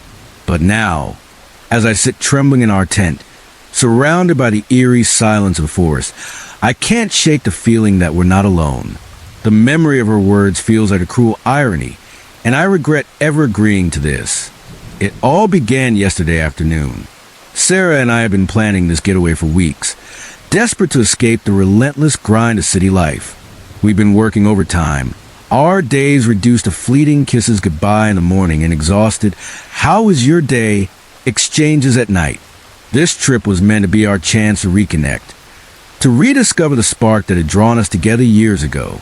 The drive out of the city was long, but as the concrete jungle gave way to rolling hills and dense forests, Sarah's enthusiasm became infectious. I found myself grinning as she rattled off her plans. Hiking, stargazing, maybe even a midnight swim if we felt daring. Her eyes had that mischievous glint I'd fallen in love with, and at a red light, I leaned over to kiss her cheek, feeling a flicker of the old magic between us. As we ventured deeper into the wilderness, the paved roads turned to gravel, then to dirt. The GPS signal flickered in and out, but Sarah squeezed my hand and assured me she knew the way. "Trust me," she said, her voice confident. "I found this spot online. It's supposed to be beautiful and completely secluded." Those words, so full of promise then, now echo in my mind like a warning. We arrived at our destination just as the sun began to set, painting the sky in hues of orange and gold. The clearing was breathtaking, nestled among towering pines that seemed to scrape the heavens. A small stream gurgled nearby, its gentle babble blending with the chirping of birds settling in for the night. We set up our tent with the ease of a couple who'd done this a dozen times before, moving in sync like a well-oiled machine. As I hammered in the final stake, Sarah slipped her arms around my waist from behind, resting her chin on my shoulder. "See," she murmured, her breath warm against my ear. Isn't this perfect? I turned to face her, taking in her flushed cheeks and wind-swept hair, illuminated by the golden light of dusk. In that moment, it did feel perfect. I kissed her deeply, the stress of the past few months melting away as we stood there, wrapped in each other. That evening, we built a crackling fire and cooked hot dogs, sharing a bottle of wine as we talked about everything and nothing. The stars emerged, twinkling brightly in the clear night sky. We spread a blanket on the ground, lying side by side, pointing out constellations and inventing our own. Sarah's laughter rang through the clearing, a sound so pure and joyful I wanted to bottle it, to keep it with me forever. For a while, everything felt right, like we'd rediscovered the rhythm of us. But as we crawled into our tent for the night, a flicker of unease crept in. As I zipped up the tent flap, I caught a glimpse of movement in the tree line, a shadow darker than the surrounding night, darting between the trunks. I blinked and it was gone. Yo, did you see that? I asked Sarah, my voice low. She was already nestled in her sleeping bag, eyes heavy with sleep and wine. See what, babe? She mumbled. I shook my head, dismissing it as my imagination, likely fueled by too many ghost stories and the caffeine from the drive. Nothing, I said, sliding into my own sleeping bag. Good night, love. Sarah's breathing evened out almost instantly, but sleep didn't come so easily for me. Every rustle of leaves, every snap of a twig set my nerves on edge. I told myself it was just a forest natural symphony, but the feeling of being watched gnawed at me. Around midnight, I heard it, footsteps, slow and deliberate, circling our tent. At first, I thought I was dreaming, but as I became fully awake, the sound was unmistakable. Someone, or something, was out there mere feet from where we lay. My heart pounded so loudly I was sure it would wake Sarah. I lay frozen, barely breathing, straining to track the movement. The footsteps completed one circuit around the tent, then another. On the third pass, they stopped right beside my head. I could hear breathing now, ragged, heavy, and human. A shadow fell across the tent wall, backlit by the moon. It looked like a hand, reaching for the zipper. I must have let out a whimper or a gasp because Sarah stirred. What's wrong? She murmured, her voice thick with sleep. The shadow vanished, and the footsteps retreated quickly into the woods. I didn't sleep for the rest of the night, clutching Sarah close, jumping at every sound. She tried to soothe me, suggesting it was just an animal or the wind playing tricks, but I knew what I'd heard, what I'd seen. When dawn finally broke, painting the sky in pale pinks and golds, I unzipped the tent with trembling hands. Sarah followed, her face etched with concern. See, she said, gesturing to the quiet clearing. Everything's fine. It was probably just a deer or something. But everything wasn't fine. In the soft dirt around our tent were footprints, human footprints, far too large to belong to either of us. Sarah's face drained of color as she saw them. Maybe it was one of us, she suggested weakly, sleepwalking or something. I shook my head, pointing to the ground. Look at the size of them, Sarah. They're much bigger than ours. We stood in stunned silence, the weight of what we were seeing sinking in. Someone had been here, watching us sleep, close enough to touch the tent. I felt a chill that had nothing to do with the morning air. We need to leave, I said, already moving to dismantle the tent.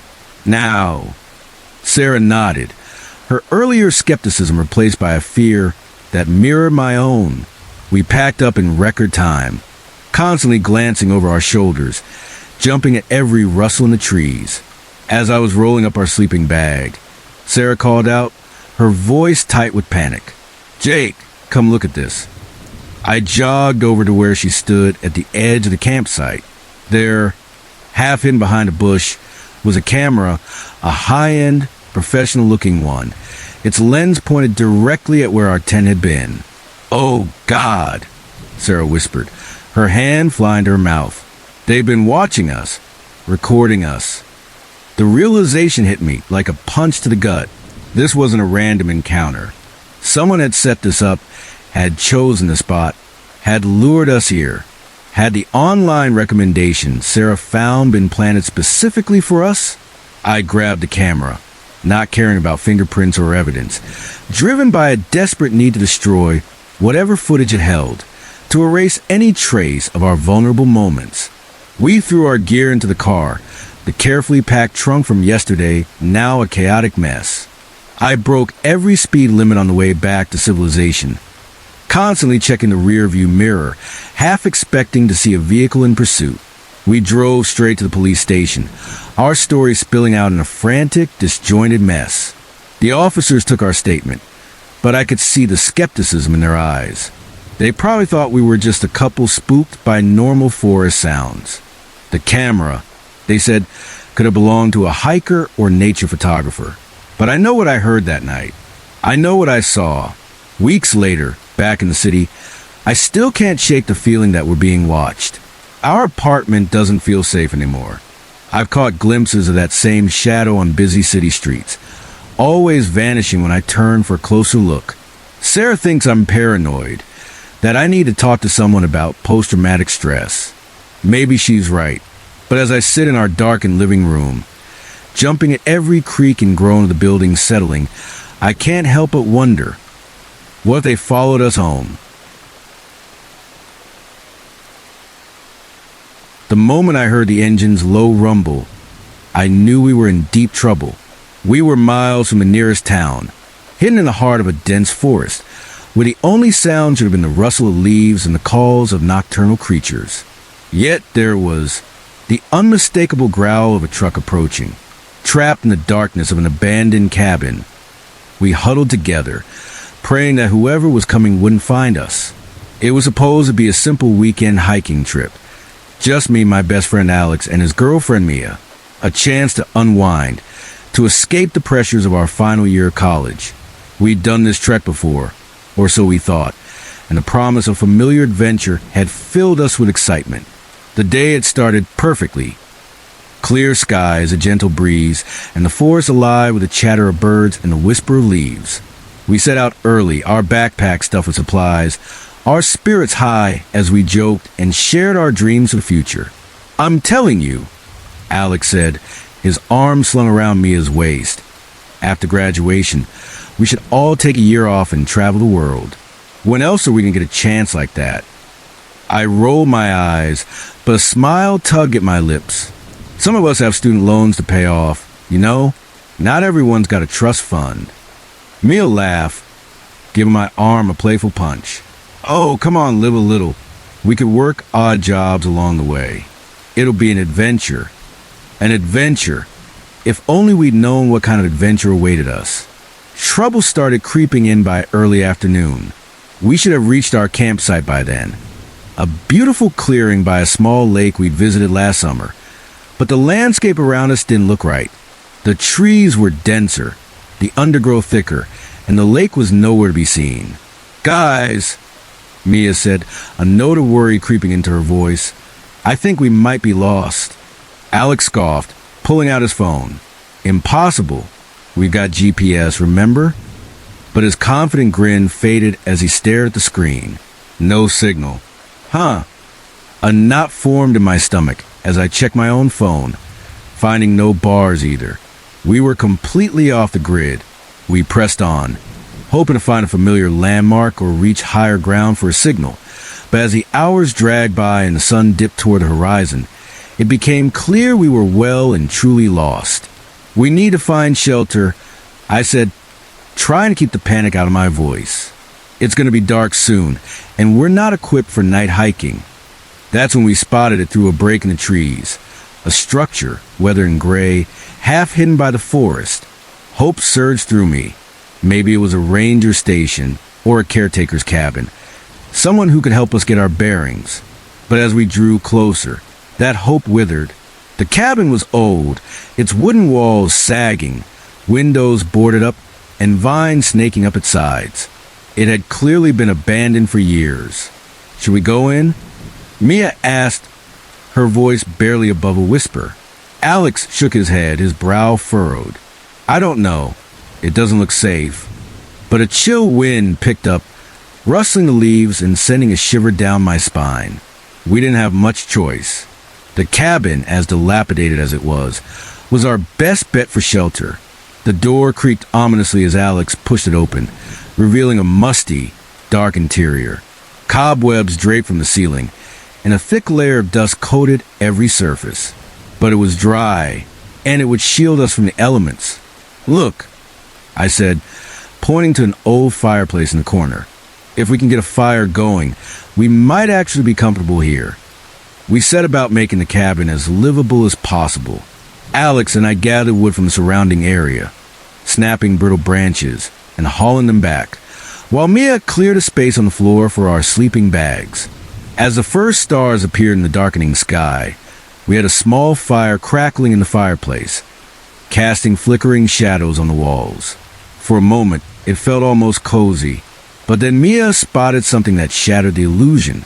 "Guys, you need to see this," she called out, her voice tight with tension. In the corner of the room, partially hidden by a rotting dresser, was a duffel bag.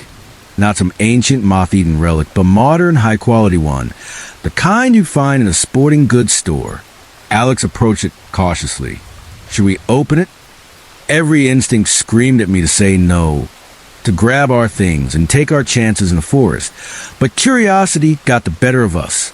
The bag was heavy, its zipper stiff as Alex tugged it open. We leaned in to look, and what we saw made my blood run cold. Stacks of cash, bound with rubber bands, and beneath them, something that glinted in the firelight. Alex reached in and pulled it out. A gun. "Holy hell," he breathed, his voice barely audible. What had we stumbled into? We were so focused on the bag's contents that we almost missed the sound at first. But then it came again, unmistakable. An engine, growing louder as it approached. Panic surged through us. We doused the fire as quickly as we could, plunging the cabin into darkness, and huddled together in the corner farthest from the door. We waited, hardly daring to breathe, as the engine's rumble grew closer, then cut off. Car doors slammed, and low, gruff voices reached our ears. "You sure you left it here?" one voice said, sharp and impatient. "Positive," another replied. "No one ever comes out this way. It's the perfect hiding spot." Footsteps crunched on the gravel outside, and my heart pounded so hard I was sure they'd hear it. Beside me, I could feel Mia trembling, her breath shallow and quick. The cabin door swung open with a creak, and flashlight beams swept across the room. We pressed ourselves deeper into the corner, praying the shadows would hide us. "What the hell?" one of the men said, his voice low and dangerous. "The bag's been moved. Someone's been here." The other growled, his tone menacing. "Recently, too. Look at the fireplace." I closed my eyes, certain we were done for, that they'd find us and who knew what they'd do.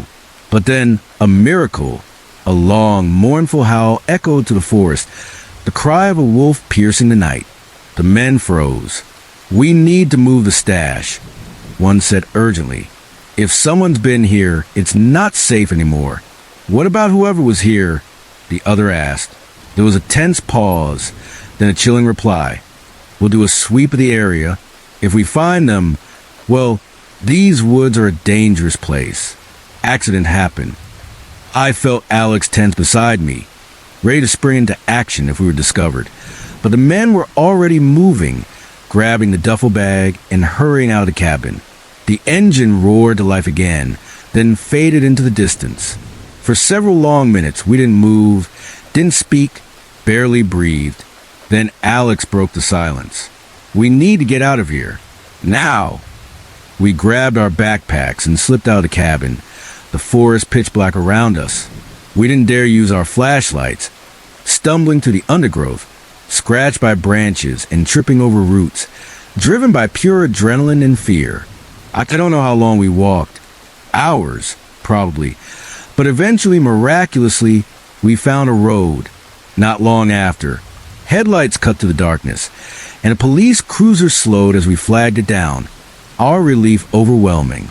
We spilled out our story, the lost trail, the cabin, the money, the gun, the the men who'd come in the night. The officer radioed it in, and soon the area was crawling with police. As it turned out, we'd stumbled upon a major drug operation. The cabin was a waypoint for smugglers moving narcotics across the border. Our accidental discovery led to several arrests and the seizure of millions of dollars worth of drugs.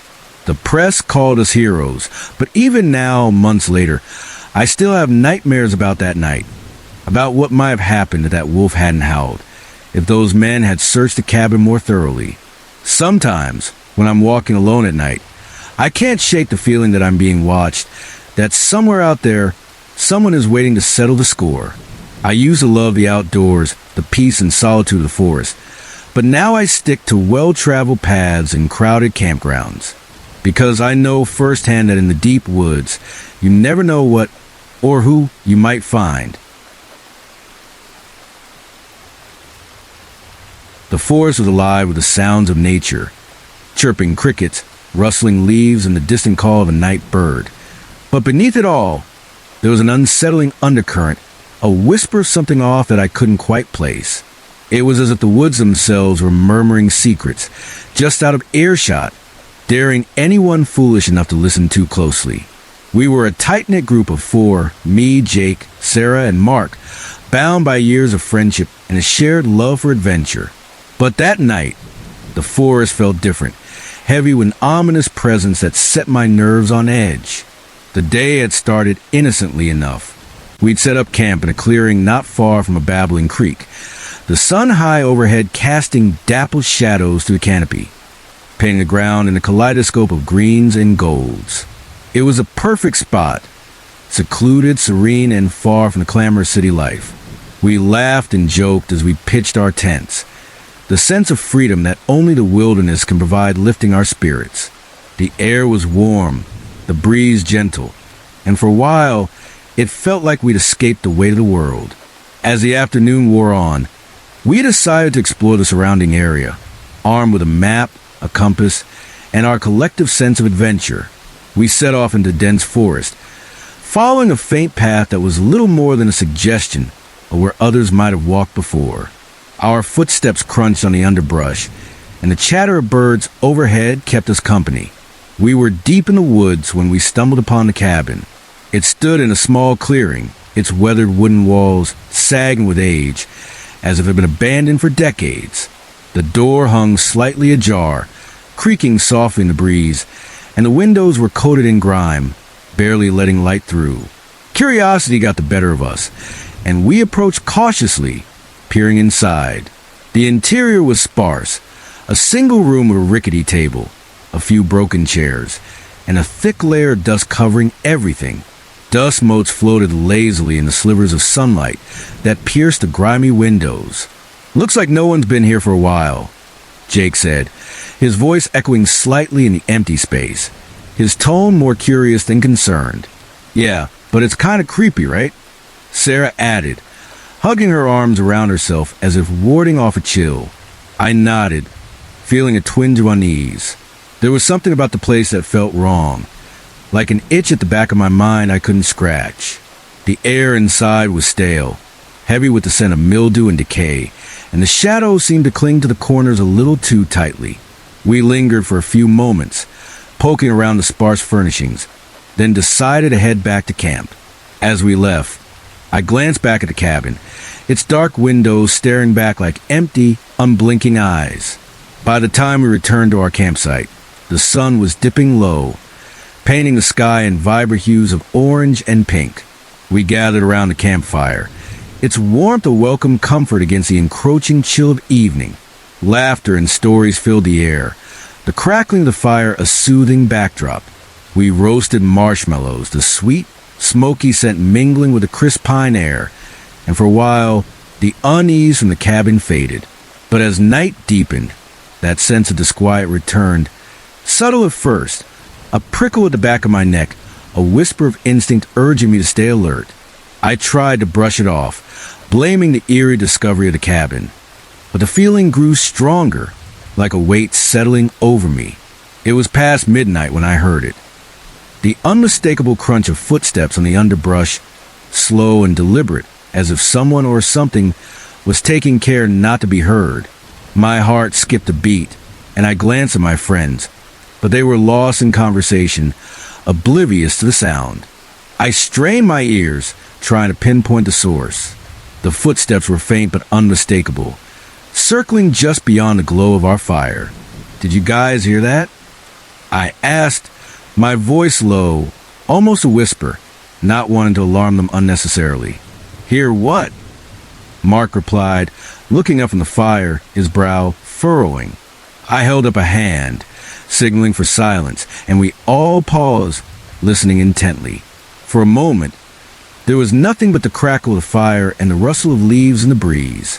Then it came again, closer this time, a soft crunch that sent a shiver down my spine.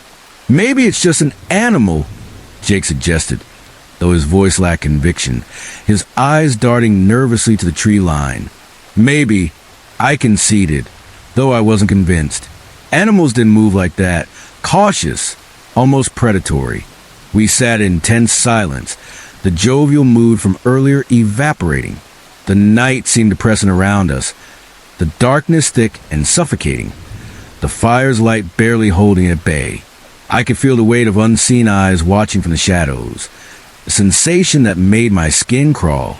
Eventually, the footsteps faded, and with them, the oppressive feeling of being watched. We tried to laugh it off, blaming overactive imaginations and the eerie ambience of the forest, but the unease lingered, a shadow that logic couldn't dispel. Sleep was hard to come by that night. I lay in my tent, my mind replaying the sound of those footsteps, searching for answers that wouldn't come. Every rustle of leaves, every snap of a twig, felt amplified in the stillness, keeping me on edge. It was well past midnight when I finally drifted into a restless slumber, my dreams haunted by vague, unsettling images of figures lurking just out of sight. I woke with a start, the first light of dawn just beginning to filter through the tent's fabric, casting a soft, grayish glow. For a moment, I lay still, disoriented, unsure what had roused me. Then I heard it, a soft rustling, the unmistakable sound of something moving just outside. My heart pounded, and I sat up, straining to see through the dim light. The rustling stopped, replaced by an eerie silence that seemed to stretch on forever. I held my breath, listening intently, but heard nothing more. Cautiously, I unzipped the tent and stepped outside. The morning air was crisp, the forest bathed in the gentle glow of early light. Everything seemed normal. The creek gurgled softly. Birds began their morning chorus, but the sense of unease clung to me like damp clothing. As my friends emerged from their tents, their expressions mirrored my own. Wary, uncertain, the weight of the previous night's events etched on their faces. "Did anyone else hear something this morning?" I asked, breaking the silence. Sarah nodded, her face pale. "Yeah, it sounded like someone was moving around." Jake and Mark exchanged glances, their expressions grim. "I thought I heard something too," Mark admitted, "but when I looked outside, there was nothing." We spent the morning scouring the area, looking for signs of intruders or animals that might explain the noises. We checked the ground for footprints, examined branches for breaks, but the forest revealed no secrets. There were no tracks, no signs of disturbance, nothing to suggest anyone had been there.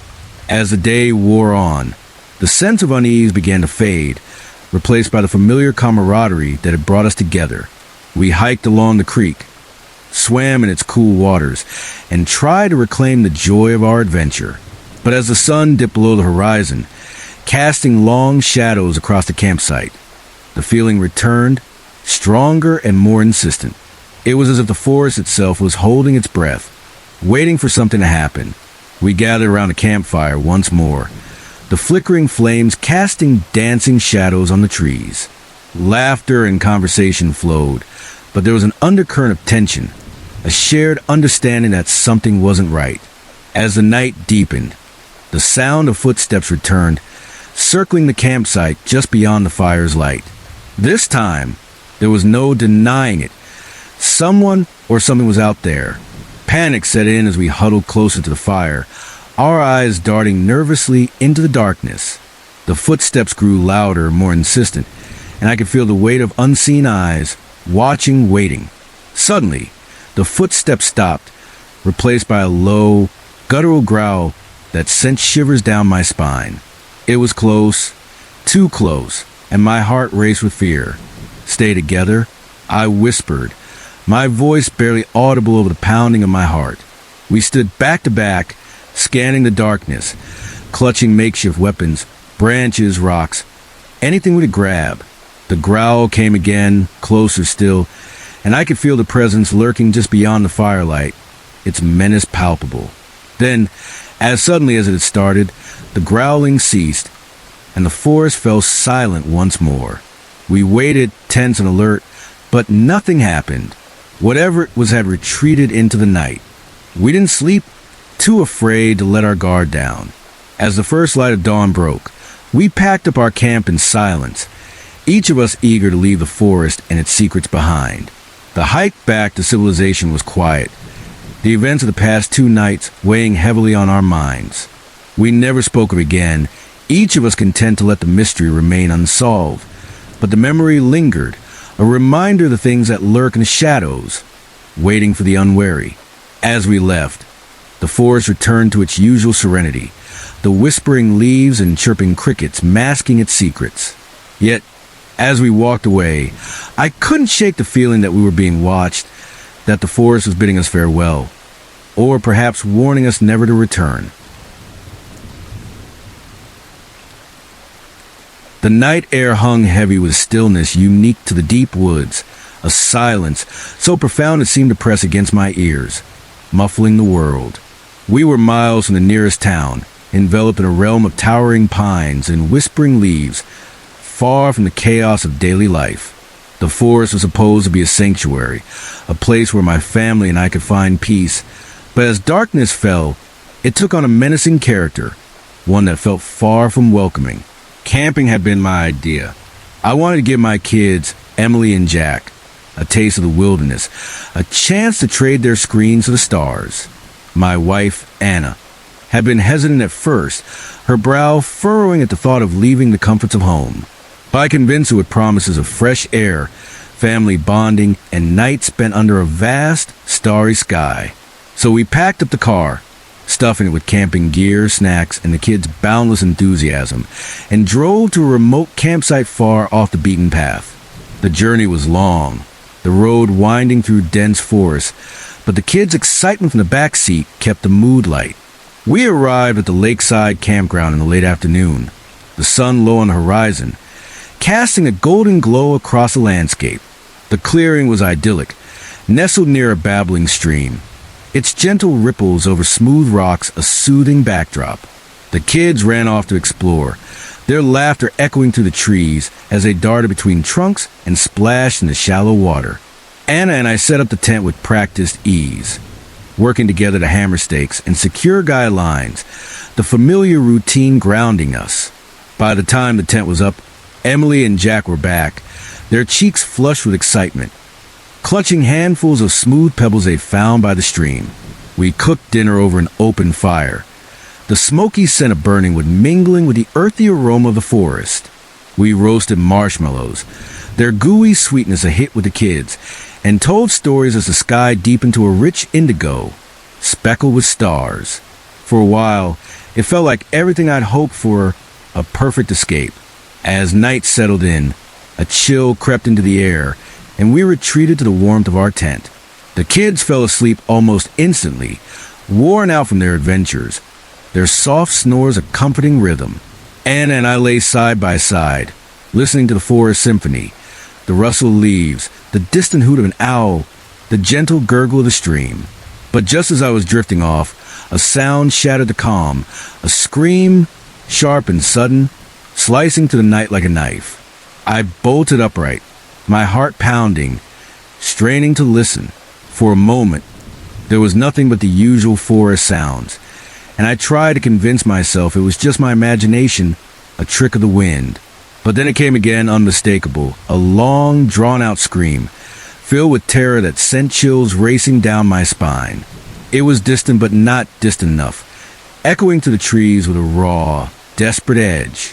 I felt Anna stir beside me, her hand finding mine in the darkness, her fingers cold. "Did you hear that?" she whispered, her voice barely audible, trembling with unease.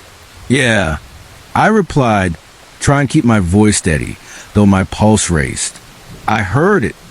We lay there, tense and alert, listening for any other sounds, but the scream didn't repeat.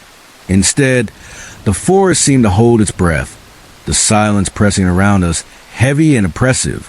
"Maybe it was an animal," Anna suggested, her tone hopeful but unconvinced. We both knew it didn't sound like any animal we'd ever heard. Not a coyote, not an owl, nothing natural. "Maybe," I agreed, though doubt gnawed at me. The scream had been too human, too filled with fear. I couldn't shake the feeling that something was wrong, that we weren't as alone in these woods as we thought. Exhaustion eventually won out, and I drifted into an uneasy sleep, haunted by dreams of shadowy figures lurking just beyond the trees, their eyes glinting in the darkness.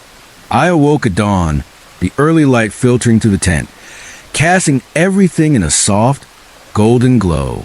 Anna was already up, sitting by the smoldering remains of the fire, her face drawn and pale, her eyes scanning the tree line.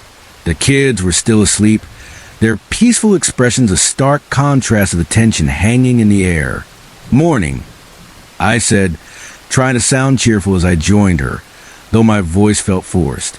"Morning," she replied, her gaze flicking to me briefly before returning to the trees. "Did you sleep?" "Not much," I admitted, rubbing the back of my neck. "You?" "Barely," she said, rubbing her arms as if to ward off a chill. I kept thinking about that scream.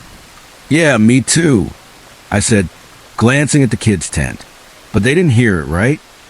"No, thank God," she said, shaking her head. "I don't want them to be scared." We spent the morning trying to shake off the unease, focusing on the kids and their boundless energy. They were oblivious, caught up in their own world of exploration, collecting more rocks, chasing each other to the clearing, splashing in the stream. We hiked along the water's edge, the kids skipping stones and giggling, and for a while, the beauty of our surroundings helped push the previous night's fear to the back of my mind. But as the day wore on, the sense of unease returned, subtle at first, a prickling at the back of my neck, a feeling of being watched. I tried to ignore it, chalking up to nerves and lack of sleep, but as the sun dipped lower, painting the sky in shades of purple and orange, the feeling grew stronger, like an itch I couldn't scratch. We returned to camp as dusk fell, the forest cloaked in lengthening shadows, the air heavy with the scent of pine and damp earth. We cooked dinner over the fire, but the conversation was stilted, the kids' usual chatter subdued, as if they sensed the tension radiating from Anna and me. Laughter felt forced, the warmth of the fire doing little to dispel the growing chill in my bones. As night fell, the forest seemed to close in around us, the darkness thick and impenetrable, swallowing the edges of our campsite. We sat by the fire, its flickering flames casting dancing shadows on the trees. The kids were tired, their eyelids drooping, and we tucked them into their sleeping bags, their soft snores a small comfort in the oppressive night. Anna and I sat in silence, the fire crackling softly, the vast night stretching out before us. I tried to relax, to focus on the warmth of the flames, but every snap of a twig, every rustle of leaves set my nerves on edge. Then, just as I was beginning to think we'd imagined the previous night's events, it happened again, a scream, long and piercing, echoing through the trees. It was closer this time, the sound raw and desperate, carrying a weight of fear that made my stomach churn. Anna's hand gripped mine, her fingers cold and trembling. "What is that?" she whispered, her voice tight with fear, her eyes wide as she stared into the darkness. "I don't know," I said, my mind racing, searching for an explanation that didn't exist. "But we need to stay calm." We sat there, hearts pounding, waiting for something, anything to happen, but the scream didn't come again. The forest was silent, the only sounds of crackling of fire and the distant call of an owl. We stayed up for hours, our eyes scanning the darkness. Every shadow a potential threat. The air felt charged, as if the forest itself was watching us, waiting, but nothing else happened. Eventually, exhaustion overcame fear, and we retreated to the tent. Though sleep remained elusive, my mind replaying the scream, the terror in its pitch haunting me. The next morning, the tension was palpable. The kids sensed it too, their usual exuberance dampened, their questions quieter, their glances more cautious. We decided to cut the trip short, the promise of adventure overshadowed by the events of the past 2 nights. As we packed up camp, I couldn't shake the feeling of being watched, as if unseen eyes were tracking our every move. The forest, once a place of beauty and tranquility, now felt oppressive, a realm of secrets and shadows that seemed to press closer with every step. We hiked back to the car in silence, the kids clinging to our sides, their small hands gripping ours tightly. As we drove away, the trees closing behind us like a curtain, I couldn't help but glance back, half expecting to see something or someone watching us leave. The drive home was quiet, each of us lost in our own thoughts. The kids fell asleep in the back seat, their faces peaceful, unaware of the fear that had gripped us. Anna and I exchanged glances, a silent understanding passing between us. We didn't have answers, but we were safe, and that was enough. When we reached home, the familiar sights and sounds of our neighborhood were a welcome comfort, the events of the past 2 nights fading like a distant nightmare. But the memory lingered, a reminder of the unknown lurking just beyond the edge of familiar. We never spoke of it again, each of us content to let the mystery remain unsolved. But sometimes in the quiet of the night, I find myself listening for that scream, wondering what or who was out there in the darkness, and hoping that whatever was, it stayed far away from us. The first thing that hit me was the smell, a putrid, sickening stench, like rotting meat left to fester under a blazing sun. It was so overpowering I could almost taste it, a foul film coating my tongue that made me gag. Little did I know that nauseating odor was just the beginning of a nightmare that would haunt me for years to come. What was supposed to be a perfect family vacation had spiraled into something far darker, something that would change the way I saw the world forever. My wife, Lisa, our 2 kids, Tommy and Sarah, and I had been planning this camping trip for months. It was meant to be a chance to disconnect from our devices, to reconnect with nature and each other. The lake we'd chosen was off the beaten path, a hidden gem promising solitude and pristine wilderness. As we drove down the winding dirt road, the kids bounced with excitement in the back seat, their chatter filling the car with a contagious energy. I felt a surge of anticipation. This was going to be an adventure we'd never forget, a chance to make memories that would last a lifetime. We arrived at the lakeside campground in the late afternoon, the sun hanging low, casting a golden glow across the water's surface. The scene was almost too perfect. Clear water lapping gently at the shore, surrounded by towering pines that stood like silent sentinels. We set about pitching our tent, working together with an ease born of countless family outings. The kids ran off to explore, their laughter echoing through the clearing as they darted between trees and skipped stones across the lake. "Daddy, look what I found," Sarah called out, her little face beaming as she held up a shiny, smooth rock she discovered by the water's edge. I smiled, ruffling her hair. "That's great, sweetie. Why don't you find some more for us to skip later?" She scampered off, her ponytail bouncing, while Tommy chased after her, eager to join the hunt. As Lisa and I finished setting up camp, hammering the last 10 stakes into the soft earth, she came up beside me, wrapping an arm around my waist. "This is perfect," she said, leaning her head on my shoulder, her voice soft with contentment. "Just what we needed." I nodded, taking in the peaceful scene, the kids' laughter, the gentle ripple of the lake, the warm glow of the setting sun. But then a breeze stirred, carrying with it that first whiff of something rancid. I wrinkled my nose, turning to Lisa. "Do you smell that?" She frowned, sniffing the air, her expression shifting to one of mild disgust. Yeah, it's weird, like something died nearby, maybe?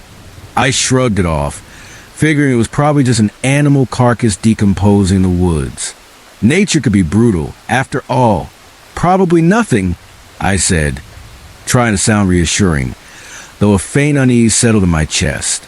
We went back to setting up camp, but as the evening wore on, the smell seemed to intensify, growing from an unpleasant background note to a near-overwhelming stench. By the time we were roasting marshmallows over the campfire, the kids were noticeably bothered. Tommy kept asking, his voice tinged with annoyance, "Can we move to a different spot? It smells bad here." Even Sarah, usually oblivious to such things, wrinkled her nose and complained, holding her marshmallow stick at arm's length. Lisa glanced at me, her brow creased with concern. "Maybe we should take a look around tomorrow," she suggested as we prepared for bed, tucking the kids into their sleeping bags. "See if we can find the source." I nodded, trying to ignore the way my stomach churned, the unease growing like a shadow. Yeah, good idea. I'm sure it's nothing to worry about.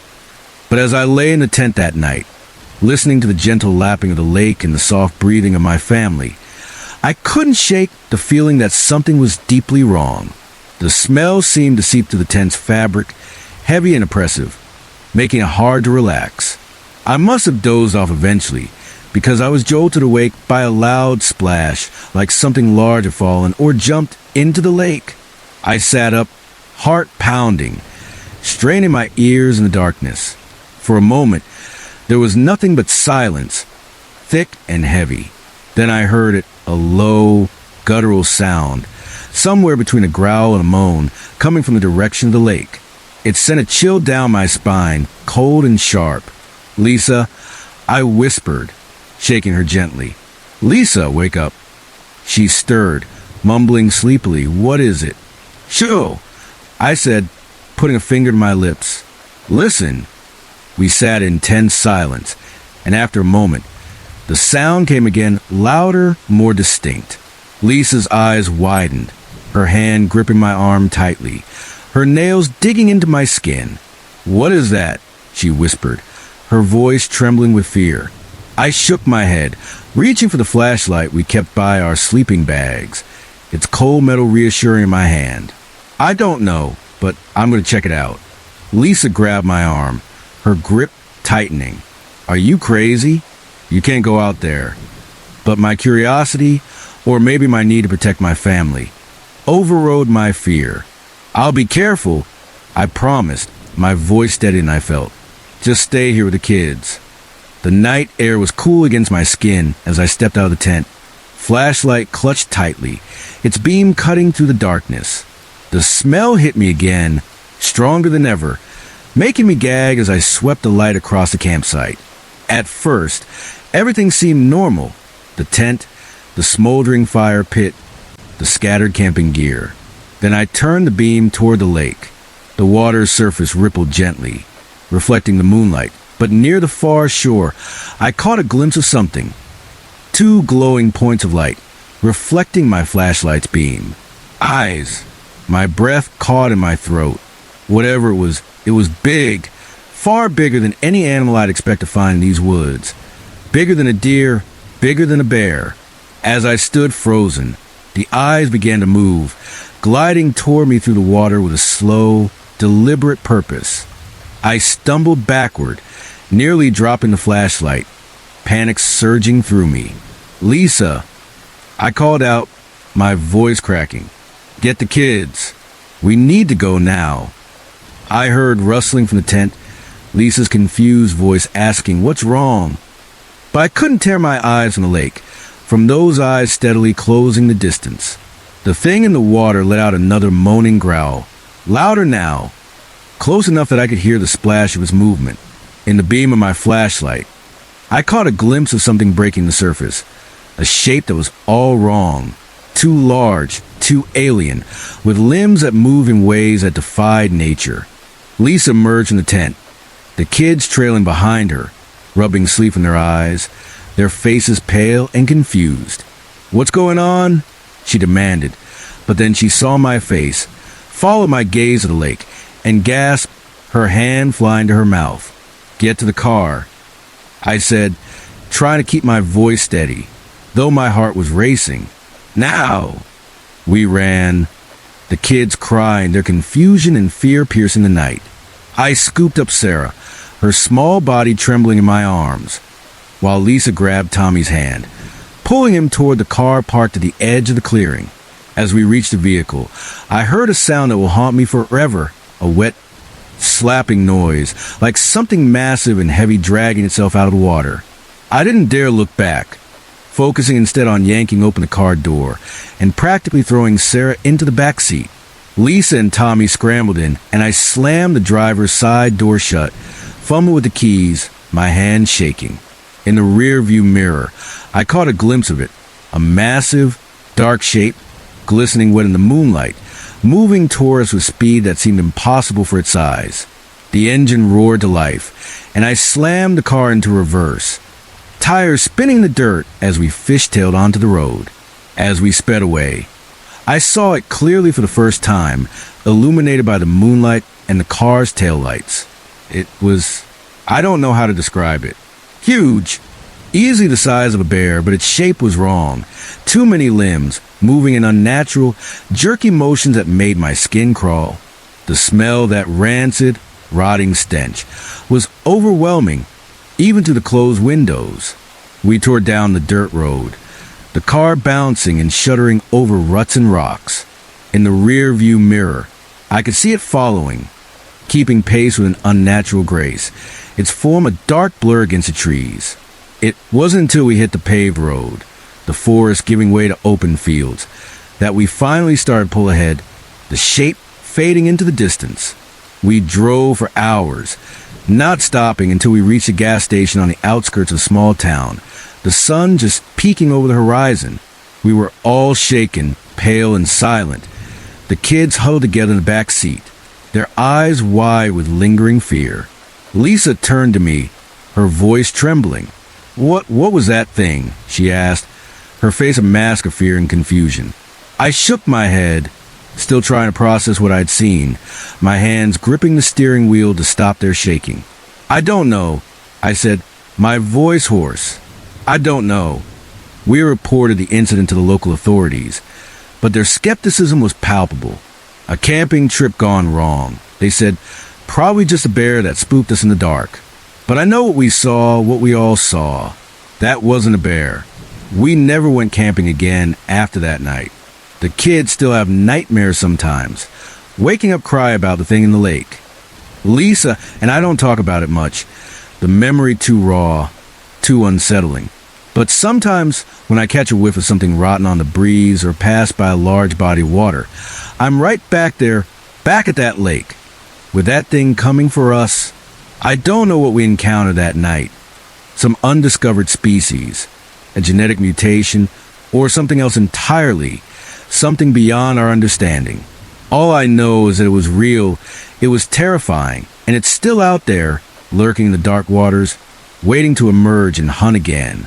So, if you're ever camping by a remote lake and catch a whiff of something foul on the wind, my advice is simple. Pack up and leave immediately, because you never know what might be waiting beneath the surface, watching, ready for its next meal.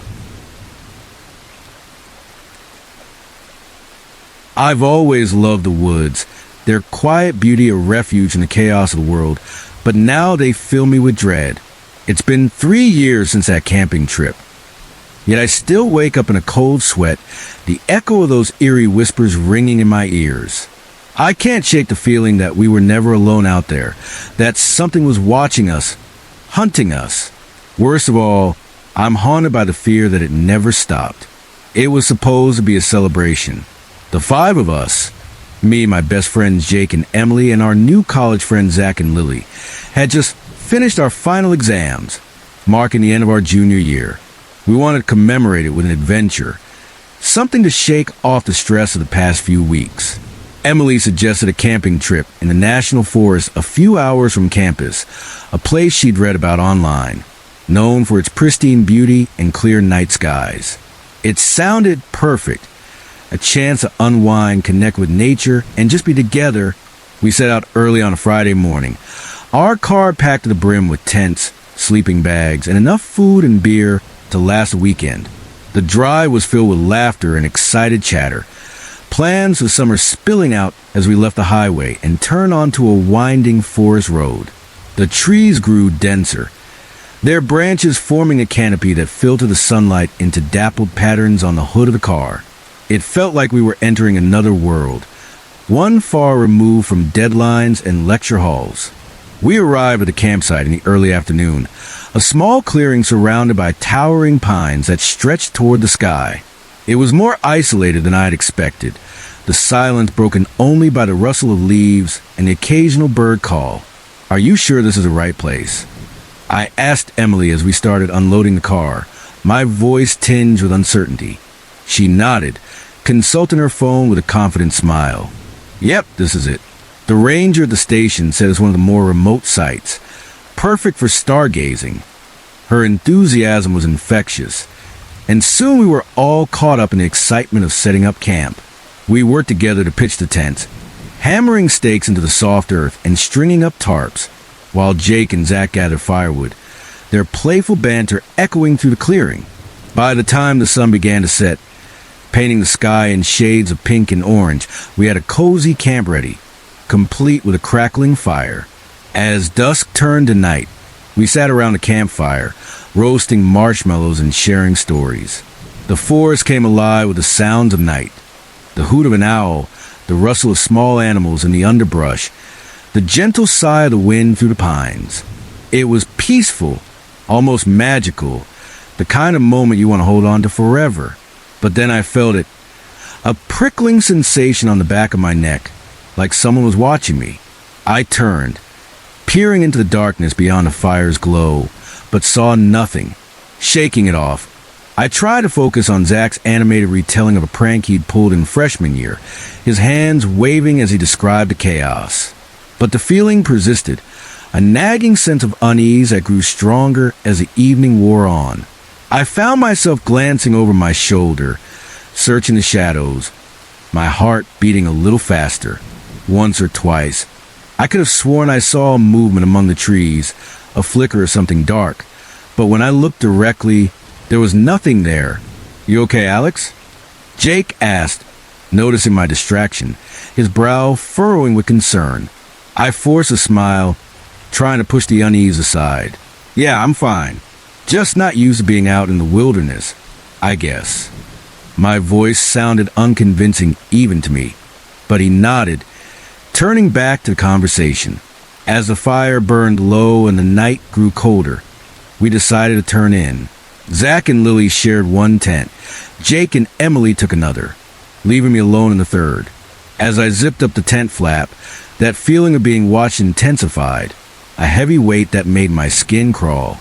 I lay in my sleeping bag, staring at the canvas ceiling, listening to the night sounds of the forest. Try to convince myself it was just my imagination. That's when I heard a whisper, so faint I thought I'd imagined it, like a breath carried on the wind. But then it came again, clearer, a soft murmur in a language I couldn't understand. It sent a chill down my spine, cold and sharp, and I sat up, heart pounding.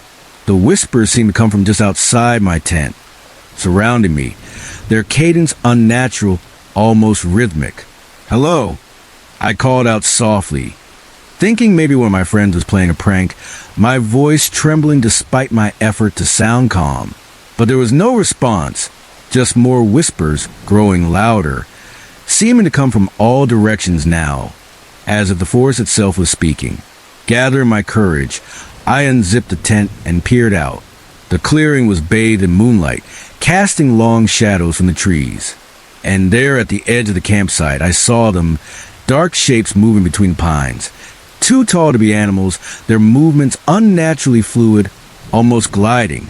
They didn't look human, their proportions wrong, their limbs too long and angular.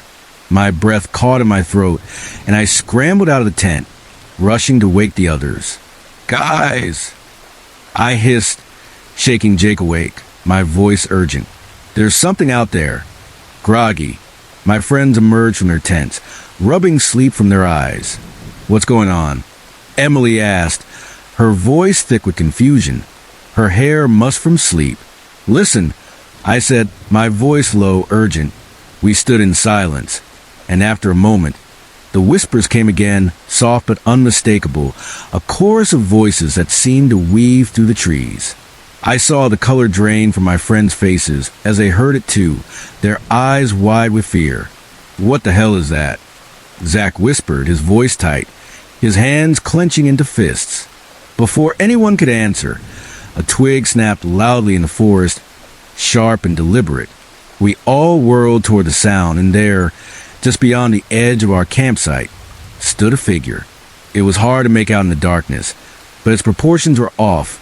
Too tall, too thin, its limbs bent at odd angles, like a marionette cut loose from its strings. Lily let out a strangled scream, the sound piercing the night. The figure jerked at the noise, and then impossibly fast it was gone, vanishing into trees with a speed that defied reason. "We need to get out of here," Jake said, his voice steady despite the panic in his eyes, already moving toward the car. "Now!" We didn't bother packing up. We grabbed our phones and car keys and ran, piling into the vehicle in a frantic scramble. As Jake started the engine, I looked back at our campsite, and what I saw made my blood run cold. More figures were emerging from the trees, dozens of them, all with that same unnatural, twisted shape, their movements jerky yet purposeful. They were moving toward us, closing the distance with an eerie, coordinated grace. Jake floored it, the car fishtailing on the dirt road as we sped away, gravel crunching under the tires. In the rear-view mirror, I could see the figures giving chase, their forms a blur of wrongness, moving with an inhuman speed that kept them just at the edge of visibility. "What are they?" Emily sobbed from the back seat, her voice breaking as she clutched Lily's hand. "I don't know," I said, my voice shaking, my eyes locked on a rear-view mirror. "Just drive, Jake. Drive." We tore down the forest road, the car bouncing violently over ruts and roots, branches scraping against the windows. Every time I looked back, the figures were still there, always just close enough to see, never falling behind despite our speed. It wasn't until we hit the main highway, the forest giving way to open fields, that they finally disappeared from view, swallowed by the darkness. We drove in tense silence for hours, jumping at every shadow, half expecting those twisted shapes to appear in front of us at any moment. We didn't stop until we reached the outskirts of our college town, the familiar streets offering a small measure of comfort, though my heart still raced. We went straight to campus security, babbling our story to the bewildered night guard. He clearly didn't believe us, his eyes skeptical, his tone dismissive. But he called the local police anyway. The official report chalked it up to an overactive imagination, fueled by campfire stories and too much beer. They sent a patrol to the campsite the next day, finding our abandoned gear, but no sign of any intruders. Case closed, but we know what we saw, what we heard. In the days and weeks that followed, we tried to rationalize it. Maybe it was a group of pranksters in costumes. Maybe we'd eaten some bad mushrooms by accident. But deep down, we knew the truth. Something inhuman was out there in those woods. Something that didn't belong in our world. We never went camping again after that night. The five of us stayed close, bonded by our shared terror, but we rarely talked about what happened. It was too terrifying, too unbelievable. Yet sometimes late at night, I still hear those whispers, faint and fleeting like a memory I can't shake. I'll wake up in a cold sweat, certain that if I open my eyes, I'll see one of those twisted figures standing over my bed, its two long limbs reaching out. And sometimes, when I'm walking alone at night, I get that same prickling sensation on the back of my neck, that feeling of being watched. I've done research since then, diving into folklore, conspiracy theories, anything that might explain what we encountered. I found stories from around the world, tales of strange figures in the woods, whispers in languages no one understands. Some call them forest spirits, others aliens, some even interdimensional beings slipping through cracks in our reality. I don't know what to believe anymore. All I know is that the world is stranger and more terrifying than I ever imagined. And somewhere out there in the dark heart of the forest, those things are still waiting, watching, whispering. So, if you're ever camping in the woods and feel like you're being watched, if you hear whispers on the wind that don't sound quite human, don't ignore it. Don't try to rationalize it away. Pack up your things and leave, because you never know what might be lurking just beyond the firelight, waiting for its chance to step out of the shadows. The forest was supposed to be my sanctuary, a haven where I could escape the clamor and chaos of everyday life and find peace in the embrace of nature. But as I stood there, staring at the twisted metal and rusted teeth of a trap hidden beneath a pile of leaves, I realized that even here, danger lurked in the shadows, silent and unseen. I'd come to the woods seeking solitude and tranquility, but what I found was a stark reminder that the wilderness holds its own perils, often concealed just out of sight, waiting for the unwary. I'd always loved camping alone. There was something profoundly calming about being surrounded by nothing but the rustle of leaves, the distant call of birds, and the whisper of the wind through the trees. It was my way of resetting, of finding balance in a world that often felt overwhelming with its endless demands. So, when I had a few days off work, I packed my gear, tent, sleeping bag, a small stove, and enough supplies for a long weekend, loaded into my old pickup truck, and headed out to one of my favorite spots, a secluded area deep in the heart of the national forest. The drive was long but soothing, the road winding through dense stand of pine and oak, the sunlight filtering through the leaves in golden shafts that danced across the windshield. By mid-morning, I reached the trailhead, shouldered my pack, and set off into the woods, the familiar crunch of pine needles under my boots grounding me in the moment. The trail was one I'd walked many times before, a narrow path that twisted and turned through the forest, leading me deeper into the wilderness.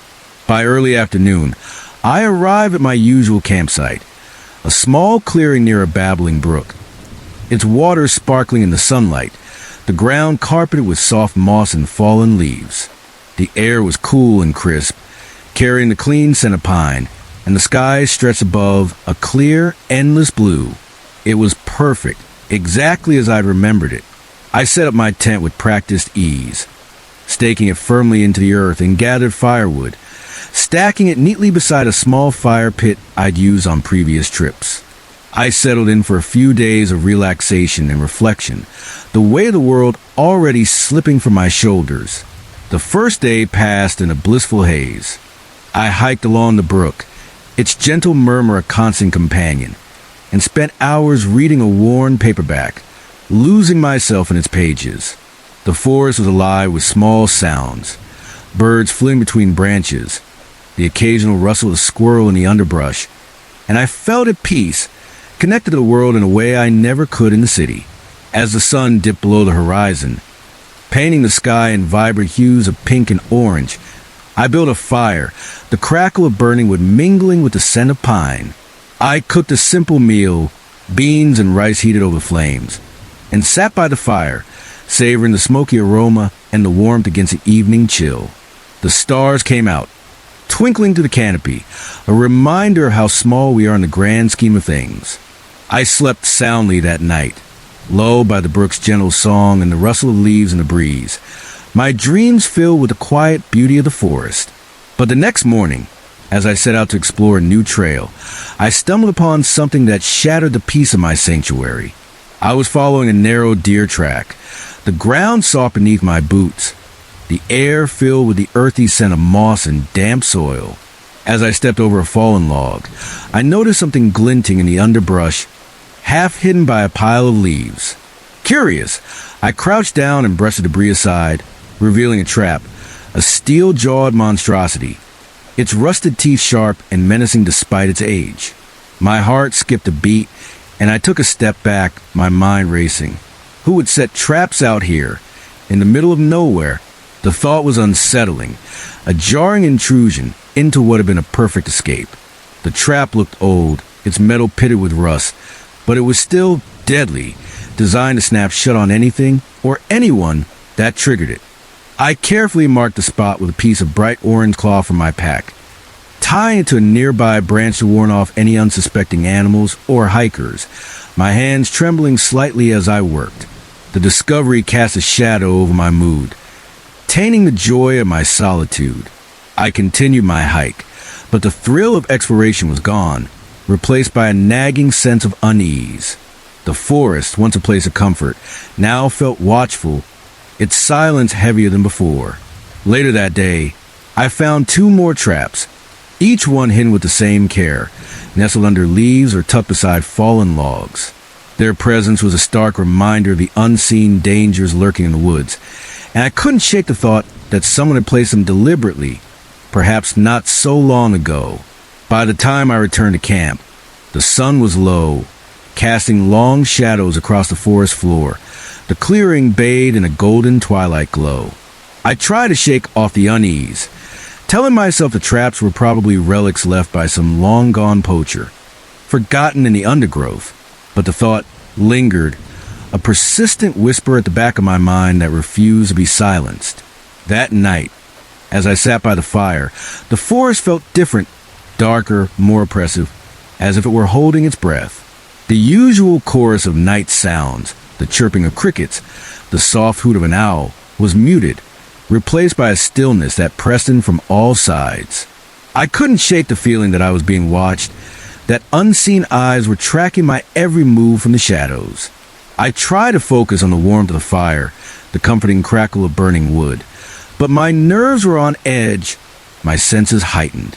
Every rustle of leaves, every snap of a twig, made me jump, my eyes darting to the darkness beyond the firelight. I found myself gripping the handle of my camping knife, its weight a small reassurance in my hand. Though I knew it would do little against whatever might be out there, exhaustion eventually won out, and I retreated to my tent. Though sleep was elusive, I lay awake for hours, listening to forest, each sound amplified in the stillness.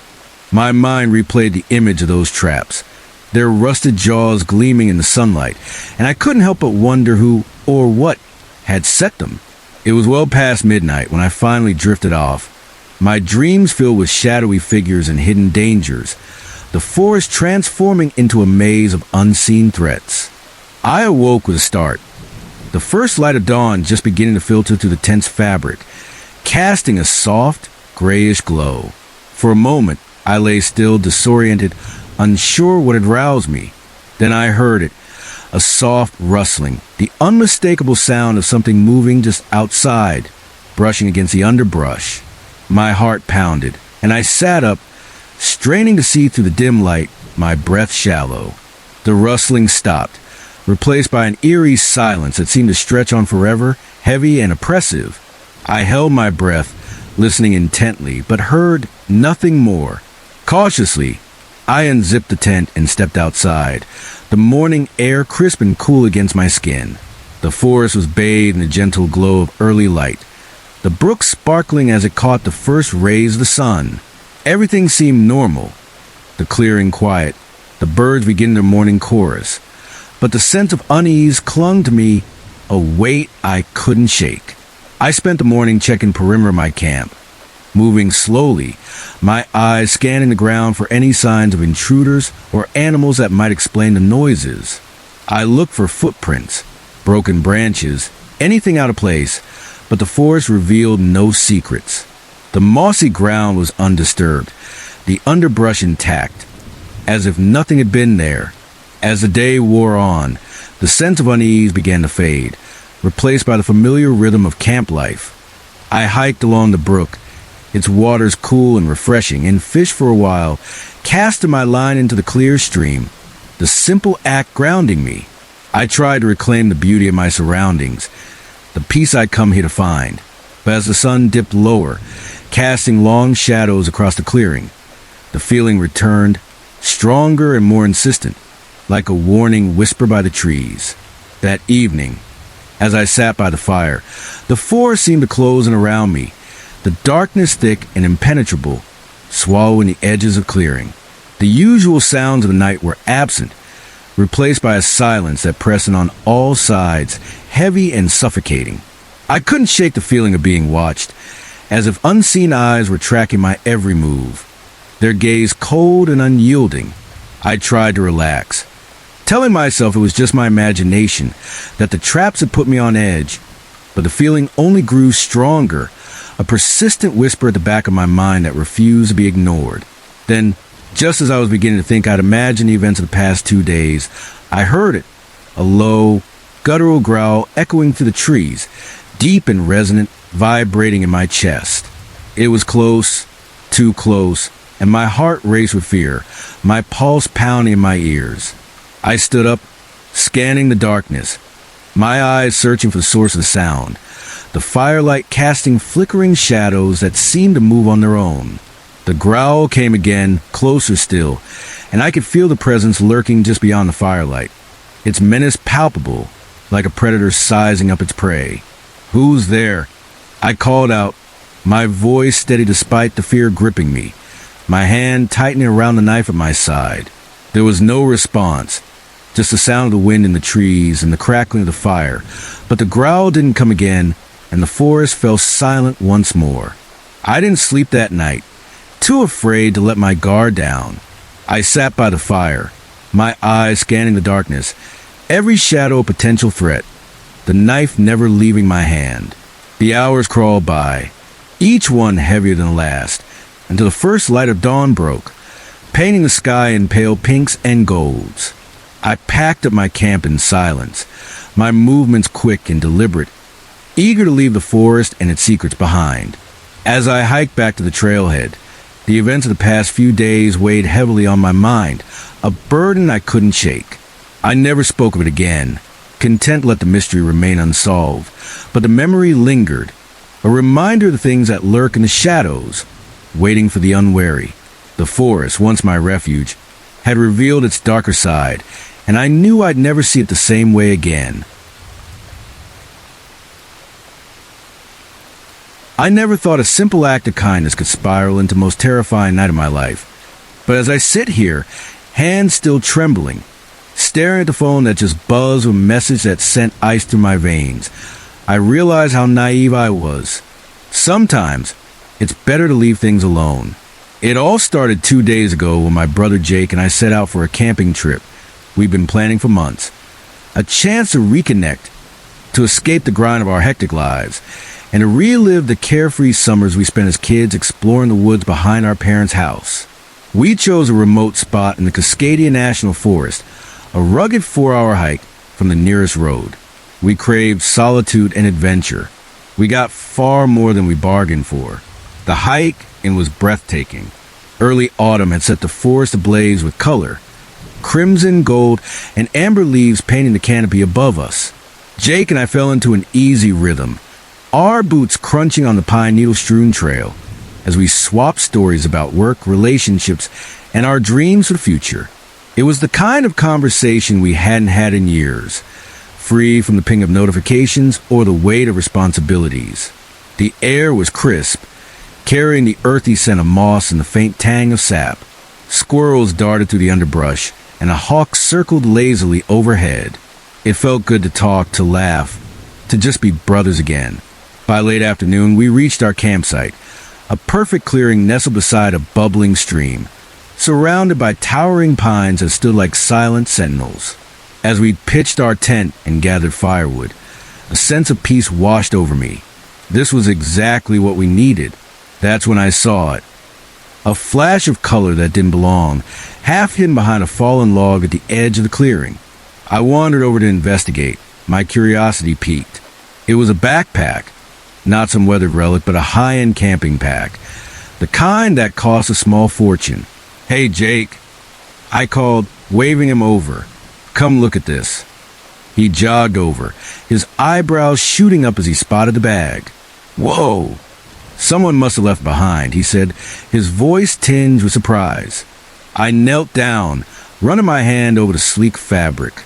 It was in pristine condition, no dirt, no wear, as if it had been placed there yesterday. "It looks brand new," I said, unzipping the main compartment. "Maybe someone forgot it recently." Inside, we found standard camping gear, a first aid kit, energy bars, a water filter. but there was also a wallet, a phone, and a small notebook. The wallet held a driver's license for a Sarah Thompson, a blonde woman in her mid-20s with a bright smile. Her photo stared back at me, and a twinge of concern hit me. Had she gotten lost? Was she okay? We should try to return it, I said, glancing at Jake. He nodded, picking up the phone. Battery is dead, but yeah, we should definitely get this back to her. We debated our next move.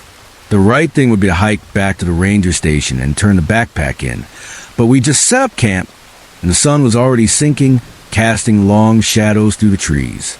Hiking 4 hours in the dark wasn't safe, so we decided to stay the night and head out at first light. That choice would haunt us. As night fell, we sat around our campfire, roasting marshmallows and savoring the forest's quiet. The stream gurgled softly, and the air grew cool, carrying the scent of burning pine. But an undercurrent of unease settled over me. I kept glancing at the backpack, propped against a tree near our tent. It felt like an intruder, a reminder that we weren't as alone out here as we thought. Maybe we should check the notebook, Jake suggested, poking at the fire with a stick. There might be contact info or something to help us return it. I hesitated. It felt like prying, but he had a point. If there was a way to reach Sarah or her family, we owed it to her to try. I grabbed the notebook and opened it by the firelight, the orange glow flickering across the pages. The first few entries were ordinary. Notes about trail conditions, a list of supplies, a sketch of a bird. But as I flipped further, the writing changed. It turned frantic, paranoid, filled with ramblings about being followed, about eyes watching from the trees. The handwriting grew jagged, some pages just scribbles, as if the writer's hand couldn't keep up with their fear. The final entry, dated 3 days ago, sent a chill through me. Asterisk, they're here. God help me. Asterisk, I showed Jake, watching the color drain from his face as he read. What the hell? He whispered, his voice barely audible. Before I could answer, a twig snapped in the darkness beyond the fire's glow. We both spun around, peering into the black wall of trees. For a moment, I thought I saw movement, a shadow darker than the night, shifting just out of sight. My pulse quickened. It's probably just an animal, Jake said, but his voice was thin, unconvincing. We tried to laugh it off, to tell ourselves our imaginations were running wild, but the unease clung to us like damp air. As we prepared for bed, every sound in the forest seemed amplified. Every rustle of leaves, every distant hoot of an owl felt like a warning. I lay in my sleeping bag, staring at the tent ceiling, unable to sleep, Jake's breathing steady beside me. But I stayed alert, my ears straining for any hint of danger. Then I heard it, crisp, deliberate footsteps, the crunch of leaves under something heavy. Something was circling our campsite. My heart slammed against my ribs. I shook Jake awake, whispering, "There's something out there." We lay still, barely breathing, as the footsteps continued, slow and purposeful, looping around the tent. They stopped right outside the entrance. My blood roared in my ears, every muscle coiled, ready to move. The tent zipper twitched, the metal teeth scraping softly. Jake and I locked eyes, panic mirroring panic. Without a word, we exploded out of our sleeping bags, tearing to the tent's back wall in a frenzy. We stumbled into the clearing, the dying embers of our fire casting a faint glow. That's when we saw them, dozens of eyes, glinting in the firelight, surrounding the clearing. They were moving closer. We ran. Blind panic drove us into the forest, branches whipping our faces, roots snagging our feet. We didn't care about direction, only escape. The sound of pursuit followed, crashing to the underbrush. Too close, too fast. My lungs burned, my legs screamed, but we kept going, driven by pure terror. I don't know how long we ran, minutes, hours. It felt endless. By some miracle, we burst onto a dirt road just as headlights cut through the dark. We flagged down the car, probably looking like lunatics in our pajamas, scratched and wild-eyed. The elderly couple inside was startled but kind, their faces creased with concern as they drove us to the nearest town. At the police station, we spilled our story to a skeptical deputy who took the backpack as evidence and jotted down our statement with a raised eyebrow. We spent the night in a cheap motel, jumping at every creak, unable to shake the feeling that we were still being watched. The next day, we drove home, shaken but relieved to be back in the familiar chaos of the city. I thought it was over. I thought we were safe. Then tonight, my phone buzzed with a text from an unknown number. My fingers shook as I opened it. The screen showed a photo of Jake and me at our campfire that night, laughing, unaware. It was taken from the tree line, the edges dark with leaves and branches. Below the image, a message. Asterisk, found you. Thanks for returning my bag. Asterisk, I triple-checked every lock on my doors and windows. I called Jake, warned him to be careful, but I know it's not enough. Whatever was out there in those woods, whatever hunted Sarah Thompson, is now hunting us. As I sit here in the dark, flinching at every creak of the house, every rustle of wind in the trees outside, one thought grips me. What if they're already here? The forest is a maze, each tree a silent guardian whispering secrets to the wind. We were confident, armed with maps, compasses, and the kind of bravado that comes with years of outdoor adventures. But as the sun sank below the horizon, casting long, twisting shadows across the trail, that confidence eroded, replaced by a creeping dread that clung to us like damp moss. The four of us, me, Sarah, Jake, and Mark, were bound by a decade of friendship and a shared love for the wilderness. This camping trip was meant to be a weekend escape, a chance to unplug from the world and reconnect with nature and each other. We'd set up camp near Serene Lake, its mirror-like surface reflecting the sky, and spent the day hiking, laughing, and soaking in the freedom of the outdoors. It was supposed to be simple, joyful, a break from the grind. But the forest had other plans. The afternoon was waning when we decided to take one last hike before dinner. The trail wound through dense forest, leading us deeper into the wilderness. Our laughter echoed through the trees, a comforting reminder of our bond. Sarah was telling a story about her latest work disaster, her voice animated, while Jake teased her about her knack for chaos. Mark and I trailed behind, swapping quips about old camping trips.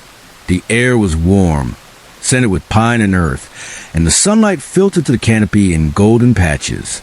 But as the light faded, the trail grew faint, little more than a suggestion of where others might have walked. We pressed on, certain we could find our way, our voices growing quieter as the forest thickened around us.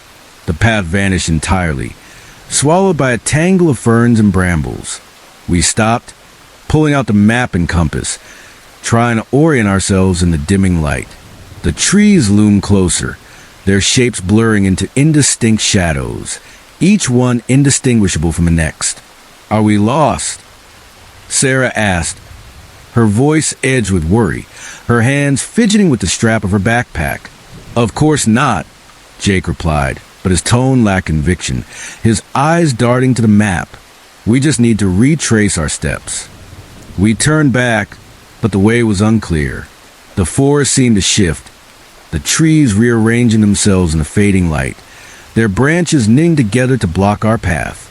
The laughter that filled the air earlier was gone, replaced by a heavy unease that settled in my chest like a stone. Panic began to creep in, a cold knot tightening in my stomach. Maybe we should just head straight, Mark suggested, pointing in what he hoped was the direction of the lake. It can't be far. With no better plan, we agreed, setting off again, our footsteps muffled by the carpet of leaves and pine needles. But the forest seemed to close in tighter, the trees pressing closer, the ground uneven and treacherous underfoot. The sky deepened indigo, the first stars piercing through, and the air grew cooler, biting at our exposed skin. We walked in silence now, the only sound the crunch of leaves beneath our boots and our own ragged breathing. My heart pounded, each step pulling us further from the safety of our camp. I glanced at my friends. Sarah's face was pale, her lips pressed tight. Jake's jaw was set, his eyes scanning the darkness. Mark's usual grin was gone, replaced by a tense frown. The camaraderie that had carried us through the day was fraying, replaced by a shared dread that none of us voiced. The forest felt alive, its shadows shifting just beyond our sight, as if it were watching, waiting. Then we stumbled upon it. A campsite, but not ours. It was abandoned, the fire pit cold and lifeless, its ashes scattered. A tent lay collapsed, its fabric torn and flapping in the breeze. Broken branches littered the ground and scattered belongings, a water bottle, a torn map, a single hiking boot, told a story of chaos frozen in time. The scene was wrong, unnatural, like something had erupted here and then vanished. What happened here? Sarah whispered, her voice barely audible, her eyes wide as she took in the wreckage. I don't know, I said, my mind racing with possibilities, each more unsettling than the last. But we should keep moving. The discovery lit a fire under us, the need to find our way back now desperate. We pressed on, the forest a dark, oppressive presence, its branches clawing at our clothes. The night air was cold, sharp against our faces, and the stars above offered no comfort, only a reminder of how far we were from safety. I couldn't shake the feeling of being watched, as if unseen eyes tracked our every move. The forest was alive with sounds, rustling leaves, the distant call of an owl, but beneath it all was a heavy silence, a stillness that set my nerves on edge. Each step was a struggle, the darkness thick and impenetrable, wrapping around us like a shroud. Time stretched, the night an endless expanse of shadow and fear. My legs ached, my breath came in sharp gasps, but I pushed on, driven by the need to escape the forest's grip. Then, just as despair began to take hold, we heard it, a faint, unmistakable sound, the gentle lapping of water against the shore. Hope surged, a fragile spark in the darkness. We followed the sound, our steps quickening, the promise of safety pulling us forward. The sound grew louder, more distinct, and then we saw it. The lake, its surface shimmering in the moonlight, a beacon in the night. Relief crashed over me, a wave of emotion that left me trembling. We stumbled into our camp, exhausted but elated, the glow of our fire a welcome sight through the trees. We collapsed onto the ground, laughter and tears mingling as the tension of the night gave way to relief. We were safe together, and that was all that mattered. As we sat by the fire, the events of the night replayed in my mind, each moment sharp and vivid. The abandoned campsite, the feeling of being watched, the forest's suffocating presence. It was a reminder of its power, its mystery. It was beautiful, yes, but wild and untamed, a place where the line between reality and nightmare blurred. We never spoke of that campsite, or the creeping dread that had followed us. Each of us seemed content to let the mystery lie, to bury it in the shadows of the trees. But the memory lingered, a quiet reminder of what lurks just beyond the firelight, waiting for the unwary. The forest had shown us its darker side, but we'd emerged unscathed, our friendship stronger for it, forged in the crucible of fear. As dawn broke, painting the sky in shades of pink and gold, I felt a strange peace settle over me. The forest was still a place of wonder, its beauty undeniable. But now I understood its dangers, the hidden perils that lay just beyond the familiar. I knew, despite the fear, despite the uncertainty, that I'd return. The call of the wild, the promise of adventure and discovery, was too strong to resist. The forest was both beautiful and terrifying, a world of secrets and shadows, and something in me was drawn to it, even now, knowing what might be waiting in the dark.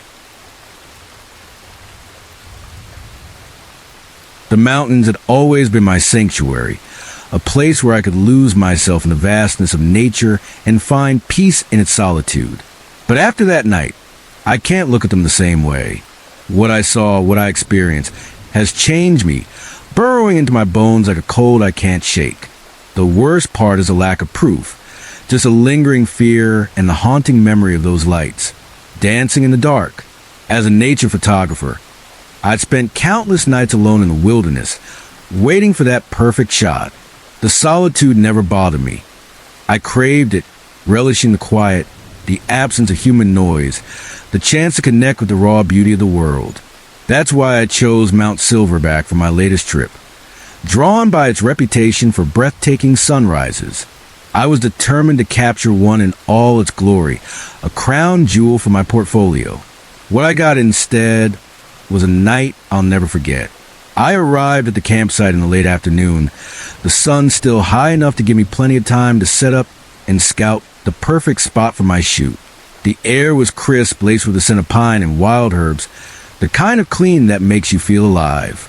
I pitched my tent on a flat ridge overlooking the valley, the peaks of Mount Silverback rising sharply against the sky.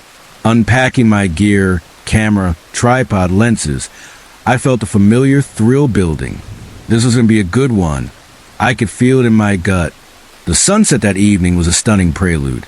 The sky transforming into a canvas of fiery oranges, soft pinks, and deep purples. The valley below was already cloaked in shadows, the contrast with the glowing peaks stark and dramatic. I snapped a few test shots, more out of habit than necessity, adjusting my settings as the light shifted. As darkness fell, I retreated to my campsite, a small fire crackling just enough to heat a can of soup and cast a warm glow against the chill. The night was clear, stars emerging one by one, until the sky was a glittering tapestry.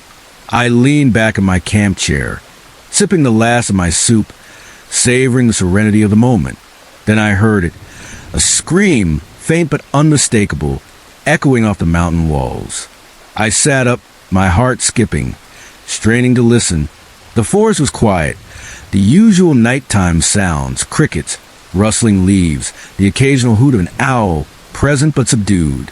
Then it came again, a human scream, but wrong, distorted, like it was filtered through a broken radio. A chill ran through me, unrelated to the cool mountain air. I grabbed my flashlight, its beam cutting a weak path through the darkness. "Hello," I called, my voice sounding small against the vastness of the mountain. "Is anyone there? Do you need help?" No answer came, just the echo of my own words fading into the night. I stood, scanning the blackness, the beam trembling in my grip. The scream had seemed to come from everywhere and nowhere, impossible to pinpoint. I debated investigating, but the terrain was treacherous even in daylight.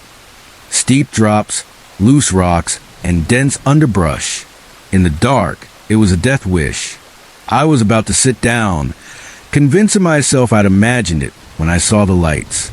At first, I thought they were stars, unusually bright and low on the horizon, but then they moved, smooth, controlled arcs that no star could mimic. They were in the valley below, weaving between the trees, sometimes vanishing behind a ridge only to reappear somewhere else entirely. My photographer's instinct kicked in. I grabbed my camera, heart pounding, and attached my longest lens. Through the viewfinder, the lights were clearer but no less strange, perfectly round, glowing a soft, pulsing white like bioluminescent orbs floating in the dark.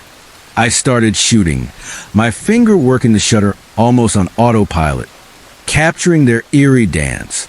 But something about them felt wrong, unnatural, like they didn't belong in this world. As I watched, the lights began to climb the mountain, moving toward me with a purpose that made my skin crawl. I lowered the camera, suddenly feeling exposed on cliff's edge, the vast darkness of the valley yawning below. I retreated to my tent, zipping myself inside, the thin nylon feeling like no protection at all. Through the fabric, I could see the faint glow of my dying campfire, and beyond it, the strange lights growing brighter, closer. Sleep was impossible. I lay in my sleeping bag, every muscle tense, listening as the normal sounds of the forest fell silent. All I could hear was my own breathing, ragged and loud, and the pounding of my heart. Then came the footsteps, slow, deliberate, crunching on the gravel around my campsite. They circled the tent, once, twice, a third time, stopping right outside the entrance. My breath caught, my hand gripping the flashlight like a weapon. A shadow fell across the tent, backlit by a light far brighter than my fire's embers.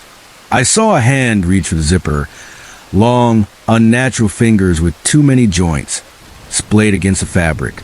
A whimper escaped me, raw fear breaking through. The hand paused, as if it heard me, then vanished. The light faded, the footsteps retreated, and the night grew still again. I lay there, shaking, for what felt like hours, too terrified to move, to breathe too loudly. When dawn's first light began to seep through the tent, I found the courage to unzip the entrance, my hands trembling so badly I fumbled the zipper twice. The campsite looked untouched, my fire reduced to ashes, my gear undisturbed. No footprints, no signs of anything. Had I dreamed it? Some altitude-induced hallucination? With shaking hands, I grabbed my camera. The photos would prove it wasn't my imagination. I'd taken dozens of shots of those lights, of the sunset, of the valley. But as I scrolled through the images, my blood ran cold. Every photo from that night was gone. Not just the lights, but the sunset shots. Everything after I'd arrived at the campsite. The memory card was blank, as if the night had never happened. I packed up in a frenzy, my grand plan for a sunrise shoot abandoned. As I was about to leave, something caught my eye at the edge of the campsite. A small, smooth stone, perfectly round, glowing faintly in the morning light. I hesitated, then picked it up. It was warm, far warmer than it should have been after a cold mountain night. Its surface unnaturally smooth, like polished glass. I don't remember much of the hike down. I moved on autopilot, my mind reeling, trying to piece together what had happened.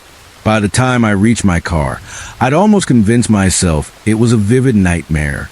But the stone in my pocket, still warm against my skin, told a different story. I've been home for a week now, poring over my camera, trying to figure out what happened to those photos. I've scoured the internet for local legends, UFO sightings, anything that might explain what I saw. I've even thought about going back, to prove it was all in my head. But every time I close my eyes, I see those lights, their hypnotic pulse, and hear that distorted scream echoing off the mountain. I feel the warmth of that stone, now sitting on my desk, still faintly glowing in the dark. I haven't gone on a photography trip since. The thought of being alone in the wilderness, of what might be watching from the shadows, is too much. But sometimes, late at night, I find myself staring out my window at the distant silhouette of Mount Silverback, its peak stark against the sky. I wonder, are those lights still there, moving their strange, mesmerizing dance? Is someone else out there, feeling the same terror and wonder I did? And deep down, in a part of myself I'm almost afraid to acknowledge, I feel a pull, a need to go back, to uncover the truth behind those lights, those footsteps, that hand. Why me? Out of all the people who camped on that mountain, why was I the one to see them? I have no answers, and I'm not sure I ever will. But one thing I know for certain, the next time I hear about strange lights in the sky or unexplained mysteries in the wilderness, I won't dismiss them. I know now, beyond a shadow of a doubt, that there are things out there we can't understand. And sometimes, if you're not careful, they find you.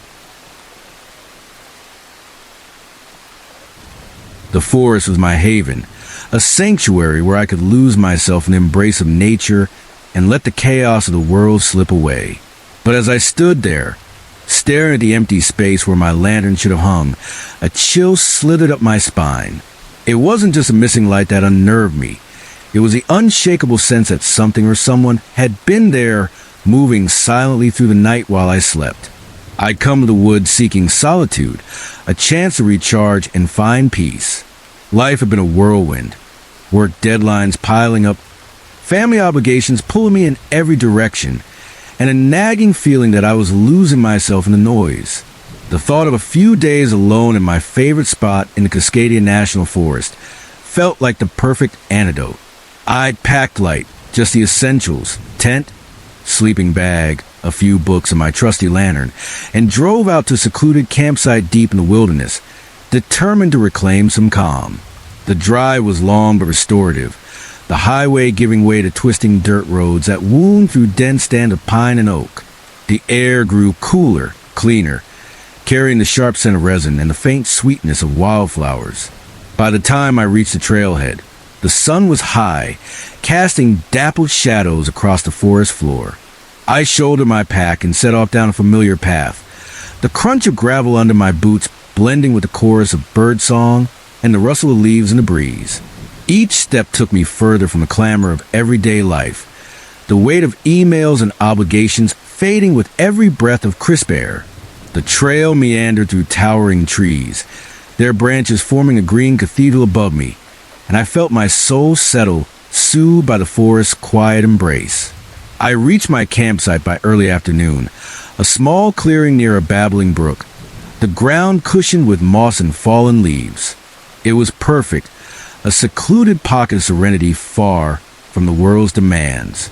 I set up my tent, gathered firewood, and hung my lantern on a low branch just outside, its soft glow a promise of comfort in the coming night. The first day passed in a blissful haze. I hiked a nearby trail, my boots sinking into the soft earth, my eyes drinking in the vibrant greens and golds of early autumn. I read by the brook, the murmur of water blending with the words on the page, and let the hours slip by unnoticed as the sun dipped below the horizon, painting the sky in shades of pink and orange. I built a fire and cooked a simple meal, sausage and potatoes sizzling in a cast iron skillet, the smoky aroma mingling with the scent of pine. I sat by the fire until the stars emerged, their light twinkling through gaps in the canopy, a reminder of the vastness of the universe and my own small place in it. The night air grew chilly, driving me into my tent, where I fell asleep almost instantly, lulled by the brook's gentle song and the whisper of leaves in the wind. But when I woke the next morning, something felt wrong. The air was heavy, the forest too quiet. I crawled out of my tent, rubbing sleep from my eyes, and froze. My lantern was gone. It had been hanging on the branch just outside my tent, its sturdy clip secure, but now the branch was bare, the ground beneath it undisturbed. I searched the clearing, thinking maybe I'd moved in a half-asleep haze, but found nothing. It was as if the lantern had vanished into thin air. A shiver ran through me, cold and sharp. I was alone out here, miles from the nearest town, or so I thought. I tried to shake off the unease, telling myself it was probably just an animal, a curious raccoon maybe, or a squirrel with a knack for theft. But the thought fell hollow, a flimsy excuse against a growing whisper in my mind that something wasn't right. Determined not to let it ruin my trip, I spent the day exploring a new trail, the forest beauty a welcome distraction. I followed a path that wound up a gentle ridge, where wildflowers swayed in the breeze and a hawk soared overhead, its cry piercing the quiet. But as the sun began to set, the unease returned, sharper now, like a blade pressing against my nerves. I kept glancing over my shoulder, the feeling of being watched impossible to ignore. Shadows seemed to shift just beyond my sight, and the rustle of leaves felt less like the wind and more like something moving, keeping pace. I returned to camp as dusk fell, the forest cloaked in deepening shadows, the air heavy with the scent of earth and pine. The sky was a bruised purple, the stars not yet bright enough to offer comfort. I cooked dinner over the fire, beans and cornbread this time, but the usual joy of a campfire meal was gone, replaced by a gnawing dread that settled in my chest. As night fell, the forest seemed to close in around me, the darkness thick and suffocating. I sat by the fire, the flickering flames casting dancing shadows on the trees, trying to relax. But every snap of a twig, every rustle of leaves sent my heart racing. Without my lantern, the fire was my only light, its glow feeble against the vast blackness. Exhaustion eventually won out, and I crawled into my tent, though sleep was hard to come by. I lay awake for hours, listening to forest sounds, each one amplified in the stillness. A distant owl, the creak of a branch, the soft gurgle of the brook. They should have been comforting, but they felt sinister, like the forest was holding its breath. It was well past midnight when I finally drifted off, my dreams uneasy, filled with shadowy figures and unseen eyes. I woke with a jolt, the first light of dawn just beginning to filter through the tent's fabric. For a moment, I lay still, disoriented, unsure what had roused me. Then I saw them, long, deep scratches on the tent side, the fabric frayed and torn. My heart stuttered. The marks hadn't been there yesterday. I was sure of it. They were too deliberate, too deep for a small animal, the kind of damage a raccoon or squirrel couldn't manage. Something larger, something with intent, had been here. Fear crashed over me, cold and heavy. I was alone, miles from help, with no phone signal, no way to call out. The forest, once my refuge, now felt like a trap, its beauty masking something darker. I scrambled out of the tent, my breath coming in short gasps, and checked the perimeter of the camp, searching for tracks, broken branches, anything to explain the scratches. But the forest gave nothing away, no footprints, no signs of disturbance, just the endless expanse of trees and silence. As the day wore on, I tried to reclaim the rhythm of camp life. I hiked a short loop, fished in the brook, the cool water soothing my frayed nerves. I even managed to read a few pages, though my eyes kept darting to the tree line. The forest beauty was still there, the sunlight glinting off the water, the rustle of leaves in the breeze, but it felt hollow, overshadowed by the lingering sense of something watching. As the sun dipped low, the dread returned, stronger, more insistent, like a drumbeat in my chest. That evening, I sat by the fire, the flames my only defense against the encroaching dark. The forest seemed to press closer, the trees looming like silent watchers. The usual night sounds, crickets, owls, were absent, replaced by an oppressive silence that felt alive, heavy with intent. I couldn't shake the feeling of eyes on me, tracking my every move, hidden just beyond the fire's light. Then, just as I began to think I'd imagined the lantern's disappearance in the scratches, I heard it. A soft rustling, the unmistakable sound of something moving just outside the circle of firelight. My heart leapt into my throat. I stood, gripping a stick from the fire, its end glowing faintly. "Who's there?" I called, my voice steady despite the fear clawing at me. No answer came, just a whisper of wind through the trees and the crackle of the fire. The rustling stopped, the forest falling silent once more, but the sense of a presence lingered, heavy and unyielding. I didn't sleep that night, too afraid to let my guard down. I sat by the fire, feeding it sticks to keep it burning, my eyes scanning the darkness. Every shadow seemed to move, every sound a threat, but nothing else came. Whatever it was gone, or so I told myself. As dawn broke, painting the sky in soft pinks, I packed up my camp in silence, my movements quick and deliberate. I wanted out, away from the forest and its secrets. The hike back to the trailhead was tense, my ears straining for any sound of pursuit, my eyes darting to every shadow. The events of the past few days weighed on me, each step heavy with the memory of the missing lantern, the scratches, the rustling in the dark. I never spoke of it again, determined to let the mystery fade, to bury it in the forest's depths. But the memory clung to me, a reminder of what lurks in the shadows, waiting for the unwary. The forest had shown me its darker side, but I'd emerged unscathed, wiser and warier. As I drove away, the trees shrinking in my rearview mirror, I felt a mix of relief and unease. The forest was still beautiful, still wild, but now I knew its secrets were not all kind, and some were better left alone. I'd always dreamed of a beach wedding, the kind with soft sand underfoot and the ocean whispering vows alongside us. But I never imagined our honeymoon would twist into a living nightmare, a terrifying ordeal that would haunt us for years. Even now, safe in our home, I can still hear the gentle lapping of waves and the ominous hum of that boat's engine, a sound that chills me to my core. It was supposed to be perfect.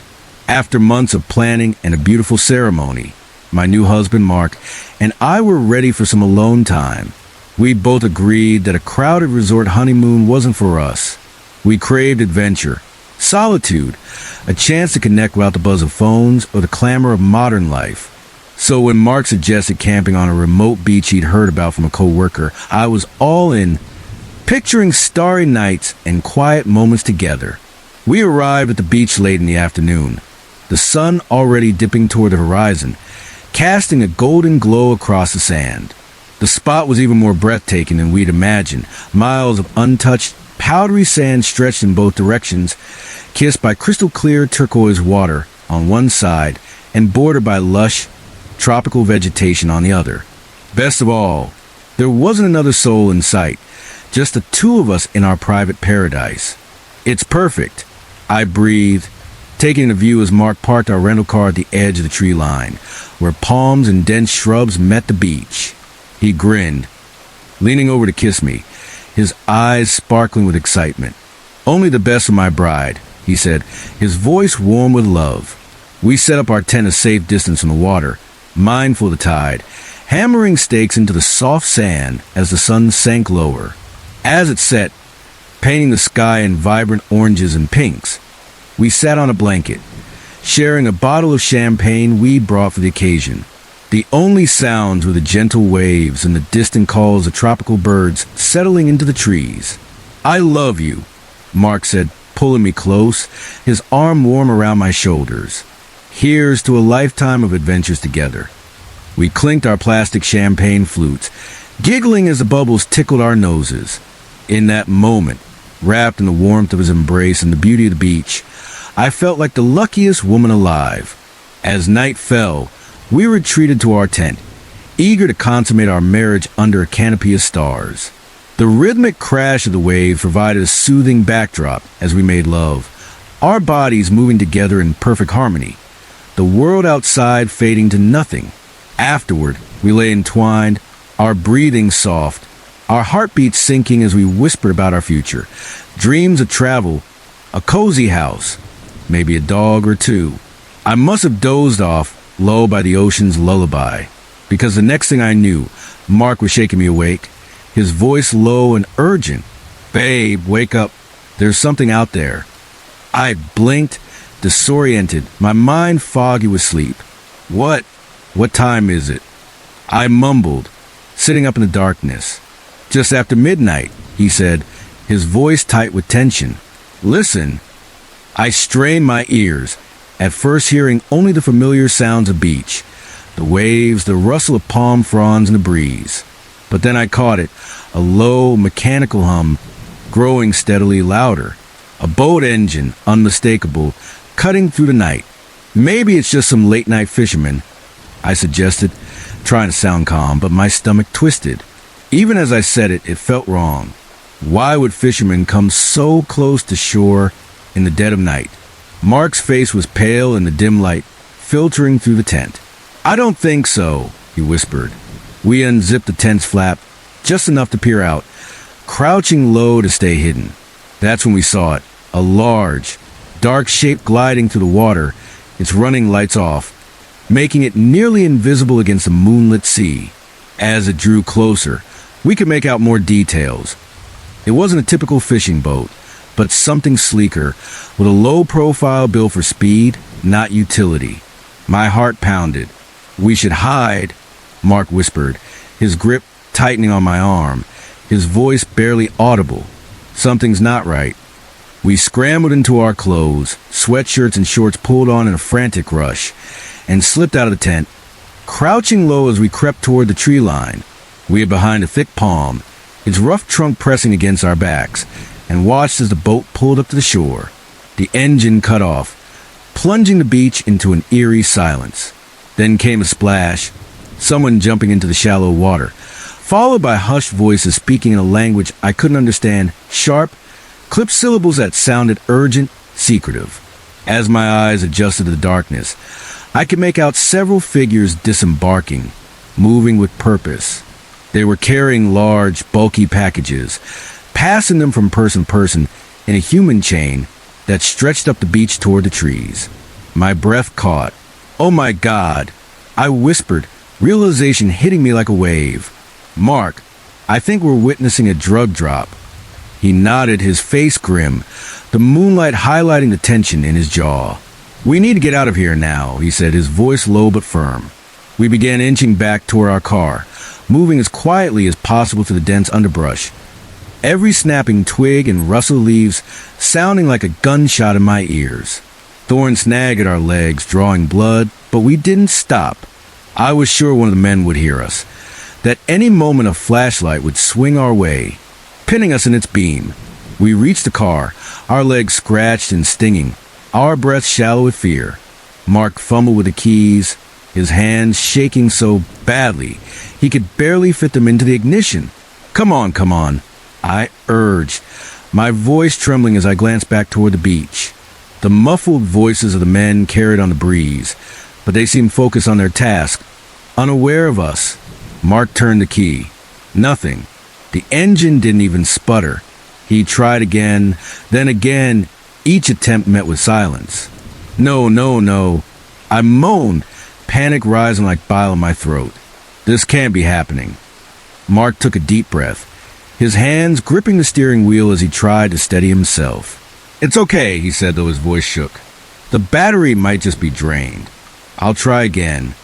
But no matter how many times he turned the key, the car stayed stubbornly silent. We were trapped, miles from help, with no phone signal and a group of strangers on the beach who clearly didn't want witnesses. "What do we do?"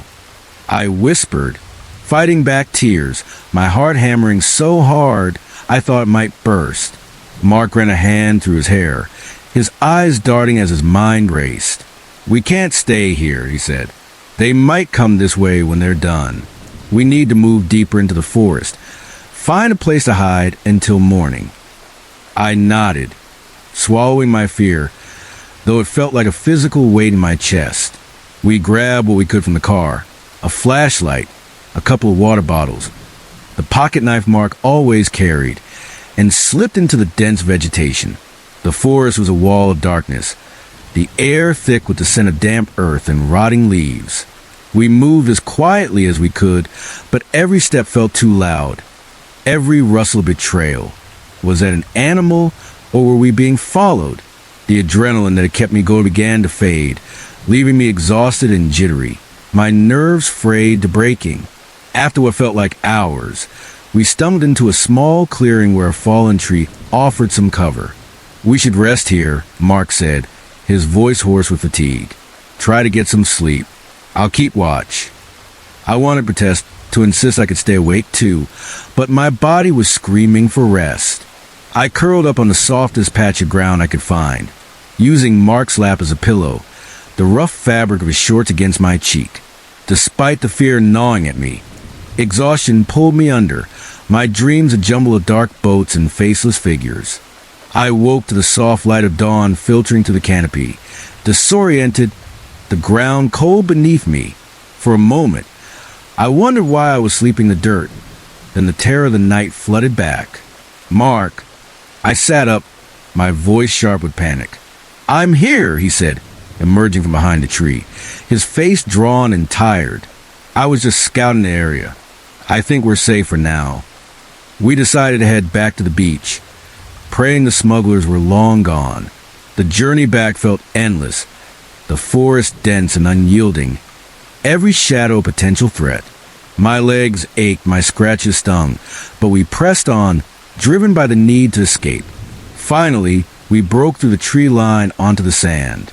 Our campsite looked untouched, almost absurdly normal after the night's horror. The tent still standing, our cooler still by the fire pit. The car sat where we'd left it, glinting innocently in the morning sun. Should we try it again? I asked, my voice hesitant, afraid to hope. Mark nodded, his jaw set with determination. We approached the car cautiously, half expecting someone to leap out, but the beach was empty. This time, when Mark turned the key, the engine roared to life, the sound startling in the quiet morning. We stared at each other, disbelief mingling with relief.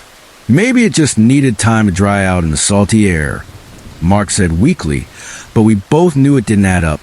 We didn't waste time questioning it.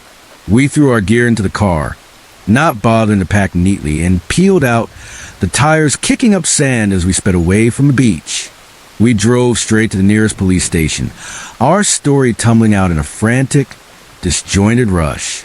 The officers listened, jotting down our statement, but I could see the skepticism in their eyes. A young couple on their honeymoon, spooked by shadows, imagining drug smugglers? They probably thought we'd seen some locals fishing and let our imaginations run wild. But I know what we saw, what we heard. The hum of that boat, the hushed voices, the bulky packages pass in the dark. Even now, months later, I have nightmares about that night. The fear of being discovered, the helplessness of being stranded. We haven't gone camping since. Our idea of a perfect vacation now involves crowded resorts, bright lights, and the hum of other people's presence. But sometimes when I close my eyes, I'm back on that beach, the sand cool beneath my feet, the waves lapping at the shore. And I wonder, what if we hadn't woken up? What if the car hadn't started? What if we'd never made it off that beach at all?